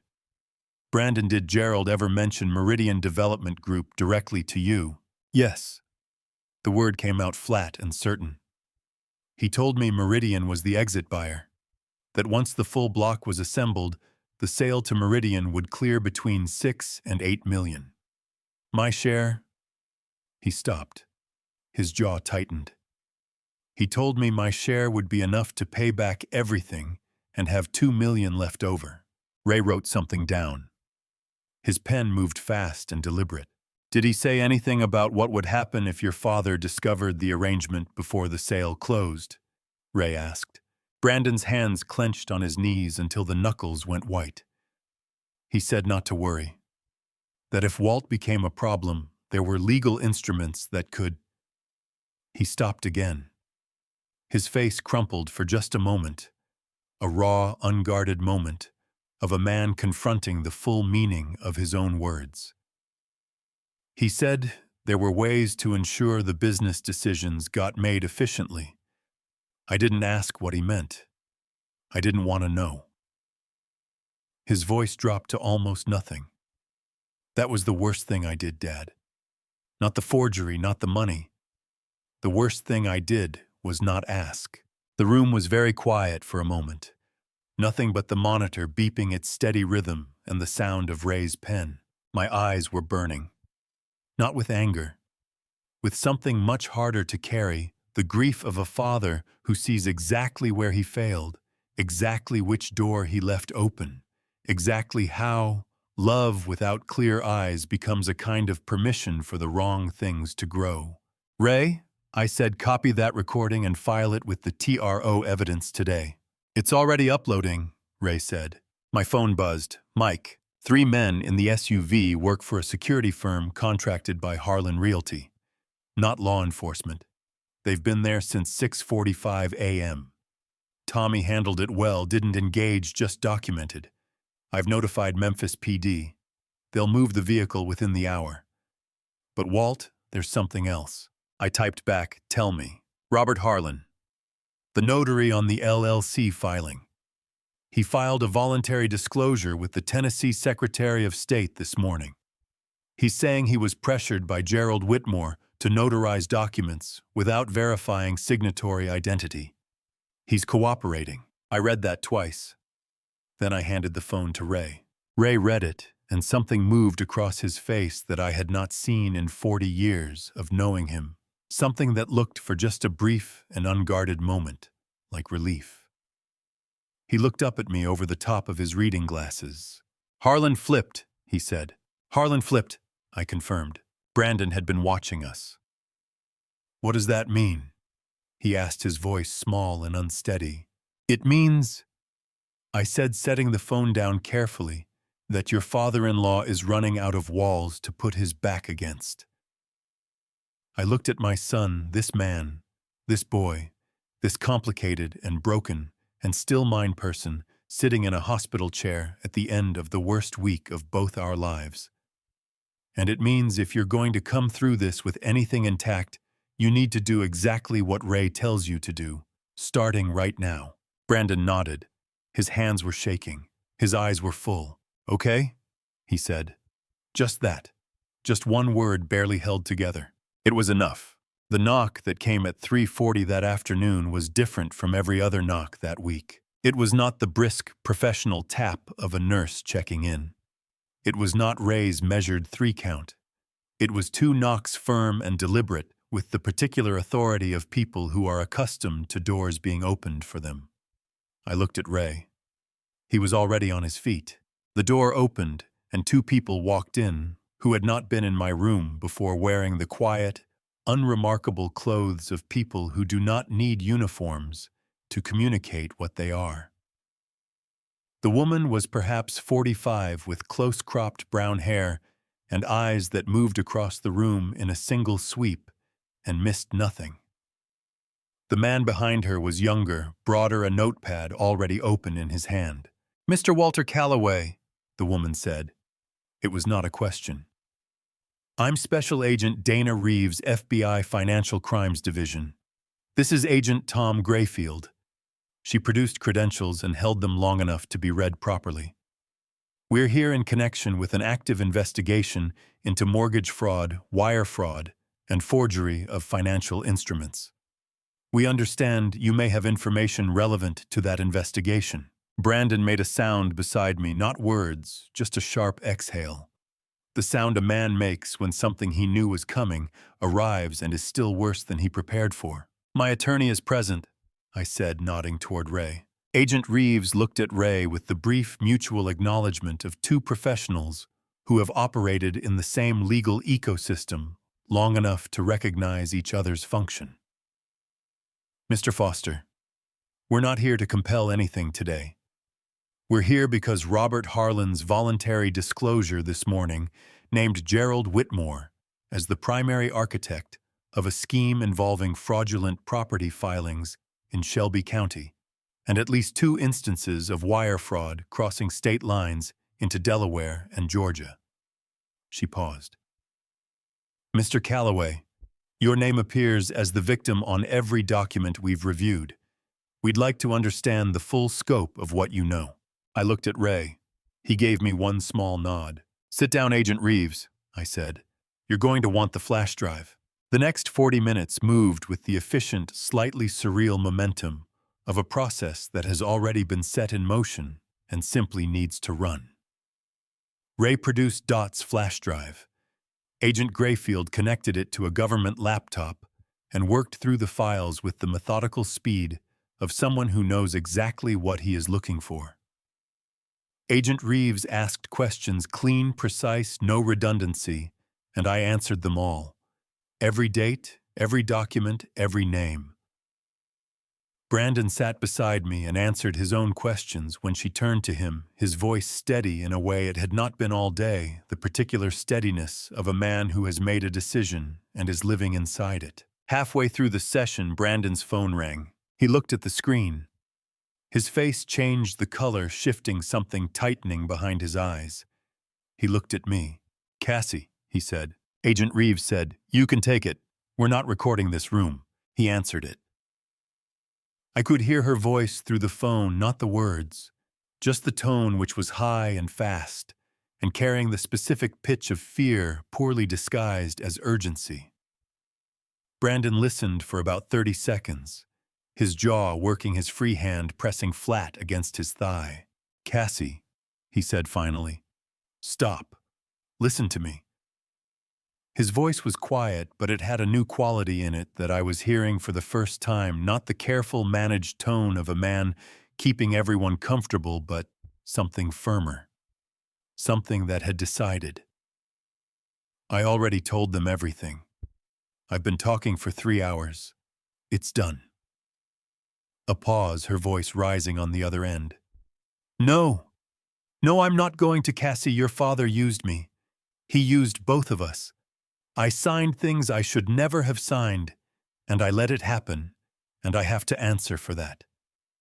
But I am not going to lie to federal agents to protect a man who was willing to have my father declared incompetent to close a real estate deal. The room was very still around those words. Agent Reeves made no expression. Agent Grayfield's pen had stopped. Brandon's voice cracked on the last sentence just slightly, just enough to hear the cost of it, and he pressed on through it. Get a lawyer, Cassie. A good one. That's all I can tell you. He ended the call.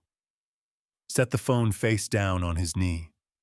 His hand was trembling visibly, his breath coming in careful, deliberate intervals, a man holding himself together by will alone. He turned back to Agent Reeves. Where were we? He said. Agent Reeves looked at him for one moment, with an expression that was professional and completely neutral, but contained in some quality of its steadiness, a kind of respect. The Delaware wire transfers, she said. Walk me through the dates. Brandon nodded and kept going. When the agents finally stood to leave 40 minutes later, Agent Reeves stopped at the door and turned back to me. Mr. Calloway. Based on what we've reviewed today, we'll be moving to a grand jury referral for Gerald Whitmore.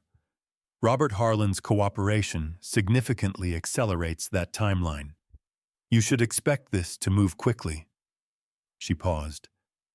I want you to know, in 22 years of financial crimes work, I don't often see a victim who documented their own case as thoroughly as you did before we arrived. My throat tightened unexpectedly. My eyes stung at the corners. I'm a mechanic, I said. We keep records. Something moved at the corner of her mouth, not quite a smile, but the closest approximation. Yes, sir, she said. You do. They left. The room exhaled around me. Brandon sat forward in his chair, elbows on his knees, face in his hands. Not crying, not quite, but close enough that the difference did not matter. His shoulders shook once, twice, then went still. I reached over and put my hand on his back. Just rested it there, heavy and warm and real. Neither of us needed to say anything. Some things are communicated better through the weight of a hand than through any words a man can find. Ray's text came in at 6:04 Saturday morning, before the breakfast cart, before the shift change, before Memphis had fully decided to be awake. Gerald retained Philip Stanton. Stanton filed a motion to quash the grand jury referral at 11 p.m. Judge Okafor denied it at midnight. Gerald is out of moves on that front. Call me when you're up. I read it twice, set the phone on my chest, and looked at the ceiling for a long moment. Outside the window, the sky was the particular pale blue of a Memphis summer morning that has not yet been ruined by heat. Birds were doing something in the oak tree visible from my bed. Life was continuing in all its ordinary ways, while a 61-year-old real estate broker in a suit 2 miles away was discovering that midnight judges do not take kindly to motions filed in bad faith. I called Ray at 6:15. Stanton is Gerald's best play, Ray said without preamble, his voice carrying the crisp alertness of a man who had probably not slept much either. But best play does not mean good play. The motion to quash had no evidentiary basis. Gerald was trying to buy time. Okafor saw it for what it was. What does he do next? I asked. He'll try to cut a deal, Ray said. His attorney will approach the U.S. Attorney's Office within 48 hours and offer something cooperation on a related matter, asset disclosure, something. It's what cornered men do. A pause. The question is whether he gives up something bigger than himself to reduce his own exposure. Is there something bigger? I asked. Ray was quiet for exactly 3 seconds. Meridian Development Group. Walt. I've been looking at their filing history. They've done this before. Targeted urban corridors, acquired anchor parcels through third-party intermediaries, used predatory lending structures to force out resistant owners. Memphis is not their first city. Nashville, Birmingham, one project in Atlanta that is currently under separate federal review. Another pause. Gerald may be a cog, not the engine. I let that settle. The birds outside were still moving in the oak tree, unbothered by the architecture of human greed. Let the FBI handle Meridian, I said. Our job is to protect the shop and the land. Everything else is downstream. Agreed, Ray said. I'll have an update from Reeves by noon. I ended the call. For about 10 minutes, I simply lay there breathing, feeling the quiet of the room. The beeping monitor. The weight of a week that had started with a stroke and arrived here at the edge of a federal grand jury proceeding with my son in a cooperation agreement and my name on the victim list of something that turned out to be larger than I had initially understood. My phone rang. Brandon. He was calling from outside. I could hear traffic. A light wind, the ambient sound of a city morning. His voice was tight and careful. Dad, Gerald called me 40 minutes ago. My grip tightened on the phone. What did he say? He said. Brandon stopped. A breath. He said if I retracted my cooperation statement, he would take full responsibility for the financial structure and tell the FBI it was entirely his idea without my knowledge. He said he could make it, so I walked away clean. A pause that had weight in it. He said Cassie would not survive this if I didn't. My chest tightened. I pressed my free hand flat against the blanket. Brandon, listen to me very carefully. What Gerald is describing is witness tampering. He is committing a federal crime on a phone call that is almost certainly being monitored. A sharp intake of breath. You think they're listening? I think a man whose grand jury motion was denied at midnight and who calls his cooperating witness at dawn is not making careful decisions. I said, I think you need to call Ray right now before you do anything else and tell him exactly what Gerald said word for word. Okay. His voice had steadied. Okay, yes. I'll call him. A beat. Dad, he said Cassie doesn't know he called me. He said she's not doing well. I closed my eyes for a moment. The ache in my chest was complicated and old and had no clean resolution. That is not your problem to fix right now, I said. Your problem is making sure that call gets reported. Go. He went. Agent Reeves called at 9:50. Her voice had a particular quality it had not carried the day before, a focused energy, the sound of a case that has just accelerated. Mr. Calloway. Brandon reported the call from Gerald Whitmore to his handling agent at 7:15 this morning. We had a court order on Gerald's outgoing communications as of yesterday afternoon.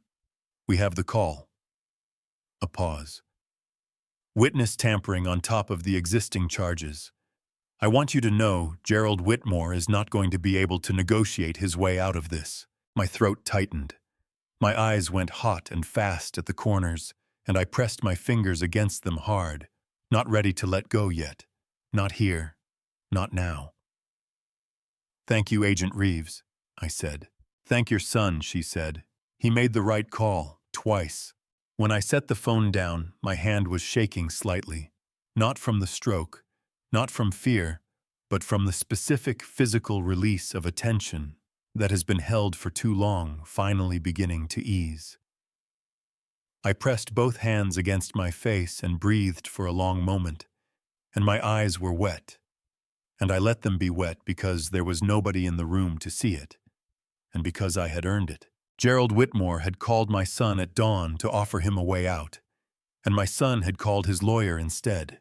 45 years of building something, 1 week of fighting for it, and my son at the end of it had chosen right. On Sunday morning, 6 days after a stroke had put me on my back in room 214 of Memphis, General Dr. Stephen Mercer stood in the doorway with a discharge form and the expression of a man delivering news he is genuinely glad to deliver.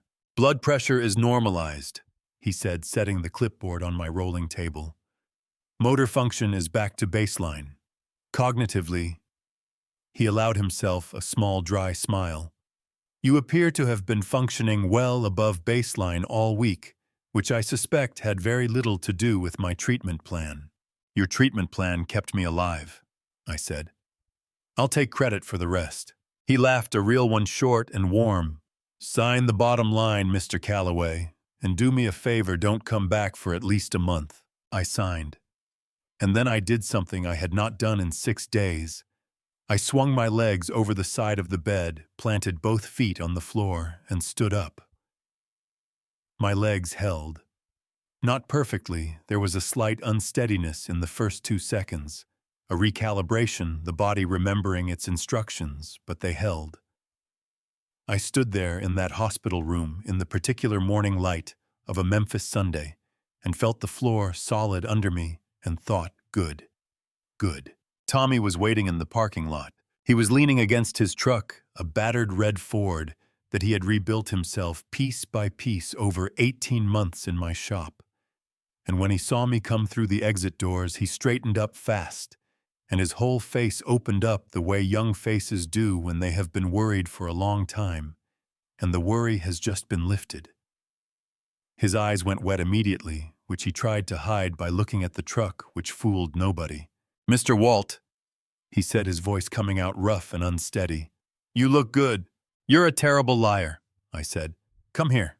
He crossed the distance in 3 steps, and I put my arms around that boy and held on for a moment, and he held on too, his shoulders shaking once before he pulled himself together. When we stepped back, his eyes were red at the edges, and he was blinking fast and hard. "The shop is good," he said, voice still rough. "I kept everything running. Mrs. Hendricks picked up her Camry Thursday. The Morrison transmission job is done. I logged everything in the system." "I know you did," I said. My own throat was tight. I never doubted it for a single day. He nodded, pressing his lips together, and opened the passenger door for me without being asked. We were 10 minutes from the hospital on the broad curve of Summer Avenue, with the Sunday morning traffic moving easy around us when my phone rang. A number I did not recognize. I almost let it go. Then something made me answer. "Walt." Patricia Whitmore's voice. Quiet, careful, carrying a weight in it that had nothing to do with strategy. "I hope you'll forgive me for calling directly." I straightened in the seat. Tommy glanced at me once and kept his eyes on the road. "I'm listening, Patricia," I said. "I need you to know something." She paused, and in the pause I heard the particular sound of a woman choosing her words with great care because she has already spent too many years choosing the wrong ones. "I did not know about the forgery, about the conservatorship petition, about the doctor. I knew Gerald was working on a land deal. I knew Brandon was involved. I told myself it was business, and business was not my area, and that was the most expensive lie I have ever told myself." Her voice cracked on the last word, and she steadied it with an audible effort. "Cassie did not tell me the full scope of it either. I think she told herself the same lies I told myself." My chest ached. I looked out the window at Memphis, going by the churches and the barbecue signs and the old houses with their wide porches, and felt the complicated weight of a situation in which the damage had been real and the people who caused it were not uniformly monstrous, which is always the harder kind to process. "Why are you telling me this, Patricia?" I asked. "Because Cassie filed for divorce from Brandon this morning." Her voice had gone very quiet. "And because she is sitting in my kitchen right now, not eating and not speaking to anyone. And I think she is more lost than she has ever been in her life. And I don't know how to help her. And I thought—" She stopped. "I don't know what I thought. I just needed you to know that I am sorry. Not because it changes the legal situation. Just because it is true." I pressed my hand against my chest, feeling the ache there, deep and old, and without a clean name. "Patricia," I said carefully, "I believe you, and I am sorry for the part of this that is your pain too." I paused. "But I cannot fix what Gerald built by accepting an apology for it. You understand that?" "I do," she said. Her voice broke cleanly on those two words, and she did not try to repair it. "I just needed you to hear it." "I heard it," I said. She ended the call. Tommy drove. The Sunday morning light came through the windshield, gold and warm, the way Memphis light does when the day is going to be decent, and I sat with my hand still pressed to my chest and my eyes burning at the corners. "Everything okay?" Tommy asked. I looked at this young man, this 24-year-old, who had kept my shop running and cried in a parking lot, and never once asked for anything in return. "It will be," I said, and I meant it. The shop came into view around the next curve, the Callaway Auto Repair sign bright in the morning sun, and something in my chest that had been wound tight for 6 days finally slowly began to release. I was home. The smell hit me before anything else. Motor oil and metal shavings and the particular dusty warmth of a shop that has been running all week without its owner. That smell that I have been walking into every morning for 45 years, that I could find blindfolded at 3 in the morning, that is as much a part of me as my own hands. The moment Tommy pushed open the bay door and it rolled up, and that smell came out into the Sunday morning air, something in my chest broke open in the best possible way, and I had to stand there for a moment, both hands at my sides, jaw tight, eyes burning, just breathing it in. "You all right?" Tommy asked from beside me, his voice careful. "Better than all right," I managed. My voice came out rougher than I intended. I cleared my throat and stepped inside. The shop was clean, cleaner than I had left it if I was honest. The floor had been swept and the tool chests were aligned, and the bay where the Morrison transmission job had been was empty and wiped down the job log on the wall, updated in Tommy's careful block printing. The Mustang I had been working on before the stroke sat exactly where I had left it, a note taped to the windshield in Tommy's handwriting, "Waiting for you, boss." My throat closed completely. I pressed 2 fingers against my eyes and held them there for 3 seconds. "Tommy," I said, "you're getting a raise." He made a sound that was half laugh, half something else entirely. "You don't have to." "I know I don't have to," I said. "That's what makes it mean something." He turned away to check something on the workbench that did not need checking, and I let him have that moment without comment. I had been back in the shop for 20 minutes when Ray called. "The grand jury returned the indictment at 9:15 this morning," he said, and his voice had the quality it carries when he is delivering something significant and wants to make sure every word lands correctly. "Gerald Lee Whitmore has been indicted on 3 federal counts: wire fraud, mortgage fraud, and witness tampering. Agent Reeves expects the U.S. Attorney will seek a sentence of 8 to 12 years, given the scope and the tampering charge." A pause. "His attorney is already in discussions about a plea to reduce the count. But the tampering charge makes that very difficult. You do not tamper with a federal witness and walk away clean." I set my hand flat on the workbench. The metal was cool under my palm, solid and real. "And Brandon?" I asked. "The cooperation agreement stands. Given the scope of his disclosure and the fact that his testimony directly enabled the tampering charge, the U.S. Attorney's Office is recommending a suspended sentence. 2 years probation, 2,000 hours of community service, full financial restitution on his portion of the fraudulent draws." Ray paused. "He keeps his freedom. He loses a great deal else, but he keeps his freedom." My eyes went hot. I pressed my lips together and breathed for a moment through my nose, slow and careful. "That's the right outcome," I said. My voice came out steady. I was glad of it. "There's one more thing," Ray said. "Judge Okafor issued the civil ruling on the TRO this morning as well. The fraudulent LLC filing has been invalidated. The mortgage on the shop property is void, the lender has been notified, and is cooperating with the federal investigation. The deed reverts fully to you free and clear." Another pause, and this one had a different quality, the pause of a man who has been holding something back and is now ready to set it down. "Walt, the shop is yours. All of it. Exactly as it was. Nothing was taken." I did not speak for a long moment. Outside the bay door, a car went by on the street. A dog barked somewhere down the block. The ordinary sounds of an ordinary Sunday in Memphis, Tennessee, continuing without ceremony. "Ray," I said, and my voice broke on his name just slightly, just at the edge, just enough. "Thank you for 40 years of this."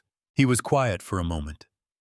When he spoke, his voice had lost its professional evenness entirely. "It was an honor, Walt. Every single year of it." I ended the call.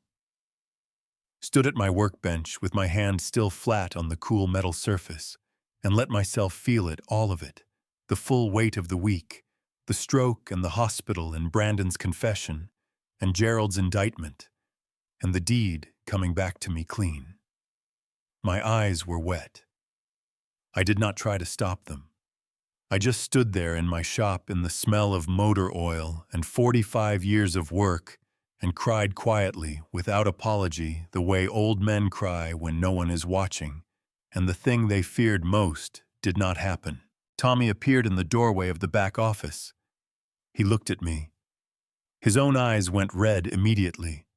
He crossed the floor and put his hand on my shoulder and did not say anything, because there was nothing to say, and sometimes a hand on a shoulder is the most complete sentence in the world. We stood there like that for a while, the two of us in the shop that was still mine. Then I wiped my face with the back of my hand, took a long breath, and looked at the Mustang with the note on the windshield. "Pull me a socket set," I said. 3/8 drive. Tommy's whole face broke into a grin, wide and real and full of relief. "Yes, sir," he said, and he was already moving before the words were out. I put on my work gloves, walked to the Mustang, and got back to work. January in Memphis comes in cold and clear, the kind of cold that does not apologize for itself, that strips the trees bare and turns the sky a hard, clean blue that makes everything look sharper than it actually is. On the second Saturday of that January 6.5 months after I woke up in a hospital bed, not knowing how much of myself I had lost, I stood at the front of a room I had built with my own hands, looked out at 14 young faces, and said the thing I had been carrying since the week my son sat in a hospital chair and told me he had wanted to make me proud. "My name is Walter Calloway," I said. "I have been fixing engines for 55 years, and the most important thing I ever learned, the thing no one taught me, the thing I had to figure out the hard way, is that the work itself is the point, not what the work earns you, not what it lets you buy or where it lets you go. The work, the thing you make with your hands that was not there before you started." The room was quiet in the way rooms get when people are actually listening. Brandon was in the back row, not as a student. He was there because 3 months ago, when he had walked through the bay door of Callaway Auto Repair, for the first time since the hospital, I had handed him a broom and told him to start with the East Bay. His jaw had been tight, his eyes bright with something he was working very hard to keep contained. He had swept that bay cleaner than it had been in years. He had been here every single day since. Ray stood near the back wall in his good coat, arms folded, wearing the expression he carries when something has gone the way he hoped, but he is too careful to say so out loud. Dot sat in the second row, yellow legal pad, open pen, already moving. 6 weeks ago, when I called and asked if she would come back as the Foundation's financial director, she had gone so quiet I thought the line had dropped. Then her voice had come through, thick and completely undone. "Walt, you would trust me with that," and I had said I already do. She had broken down then, not the quiet kind, but the full, heaving kind that comes when relief is too large for a person's body to hold, and I had let her cry because she had earned every second of it. Tommy stood beside me at the front, marker in hand, whiteboard behind him, ready to take the class through basic diagnostics. He had spent 2 weeks preparing. Watching him stand there, 24 years old and collected and ready, something in my chest went so full it almost hurt. Agent Reeves had called the previous Thursday. Gerald Whitmore, 9 years federal facility in Nashville, full asset forfeiture. Meridian Development had withdrawn from Memphis entirely. Cassie had cooperated, received a deferred prosecution agreement, and was living with Patricia, starting over. Starting over was more than some people got. Brandon's probation ran 2 years. His restitution came out of his salary, a salary I set fair, a salary he never argued about once. One evening in November, after everyone else had gone home, he had stood beside me at the workbench while I finished a brake job and said quietly, without looking at me, "I know sorry isn't enough, but I need you to know I understand what I almost took from you. Not just the shop. You. I almost let them take you." I had kept my hands on the brake assembly. My eyes had gone hot. Then I said, "I know you do, that's why you're still here." He had nodded, picked up a wrench, and gotten back to work. Now I looked out at 14 young faces, at my son in the back row, at Tommy, at the whiteboard, at Ray and Dot, and everyone who had chosen to show up. And I thought about Margaret, my wife gone 11 years, who always said the shop was not just a business, but a place where people learned what they were capable of. She had been right. She was almost always right. All right. I said, my voice steady and warm and completely my own. Let's get to work. Tommy uncapped the marker. The class leaned forward, and outside on Summer Avenue, Memphis went about its January morning, cold and clear, and continuing, as cities do, without ceremony, without pause, without looking back. They say God doesn't give you more than you can carry. I used to think that was something people said to make hard things sound smaller. But sitting here now on the other side of the worst week of my 70 years, I believe it. Every door that closed, every betrayal that surfaced, every document that came back with my name forged on it, none of it broke me. Maybe that was grace. Maybe I was just too stubborn to fall. Probably both. Here is what I know. After all of it, I loved my son so much that I stopped seeing him clearly. I gave without asking questions. I trusted without verifying. And I almost lost everything because of it, not because love is wrong, but because love without clear eyes is just permission dressed up in good intentions. So let me say this plainly, from one imperfect person to another. Don't do what I did. Don't wait for a stroke to start paying attention to the people closest to you. Don't confuse generosity with wisdom. Know what you own, know who has access to it, and know the difference between someone who loves you and someone who loves what you have built. This is my personal belief: a man's legacy is not his property. It is the standard he holds when everything is on the line. These are grandpa stories nobody plans to live through. But they happen in real family story after real family story in real homes to real people who worked too hard and trusted too easily. These grandpa stories are more common than any of us want to admit. If any part of this moved you, if it made you think of someone you love, leave a word in the comments. Share it with someone who needs to hear it. And if you want more stories like this one, you know what to do. Thank you for staying until the very end. It means more than I can say. And one last thing, the stories ahead contain fictional elements constructed purely for reflection and life lessons. If that is not the content you are looking for, no hard feelings, step away and find what serves you better. But if you are staying, I will see you in the next one.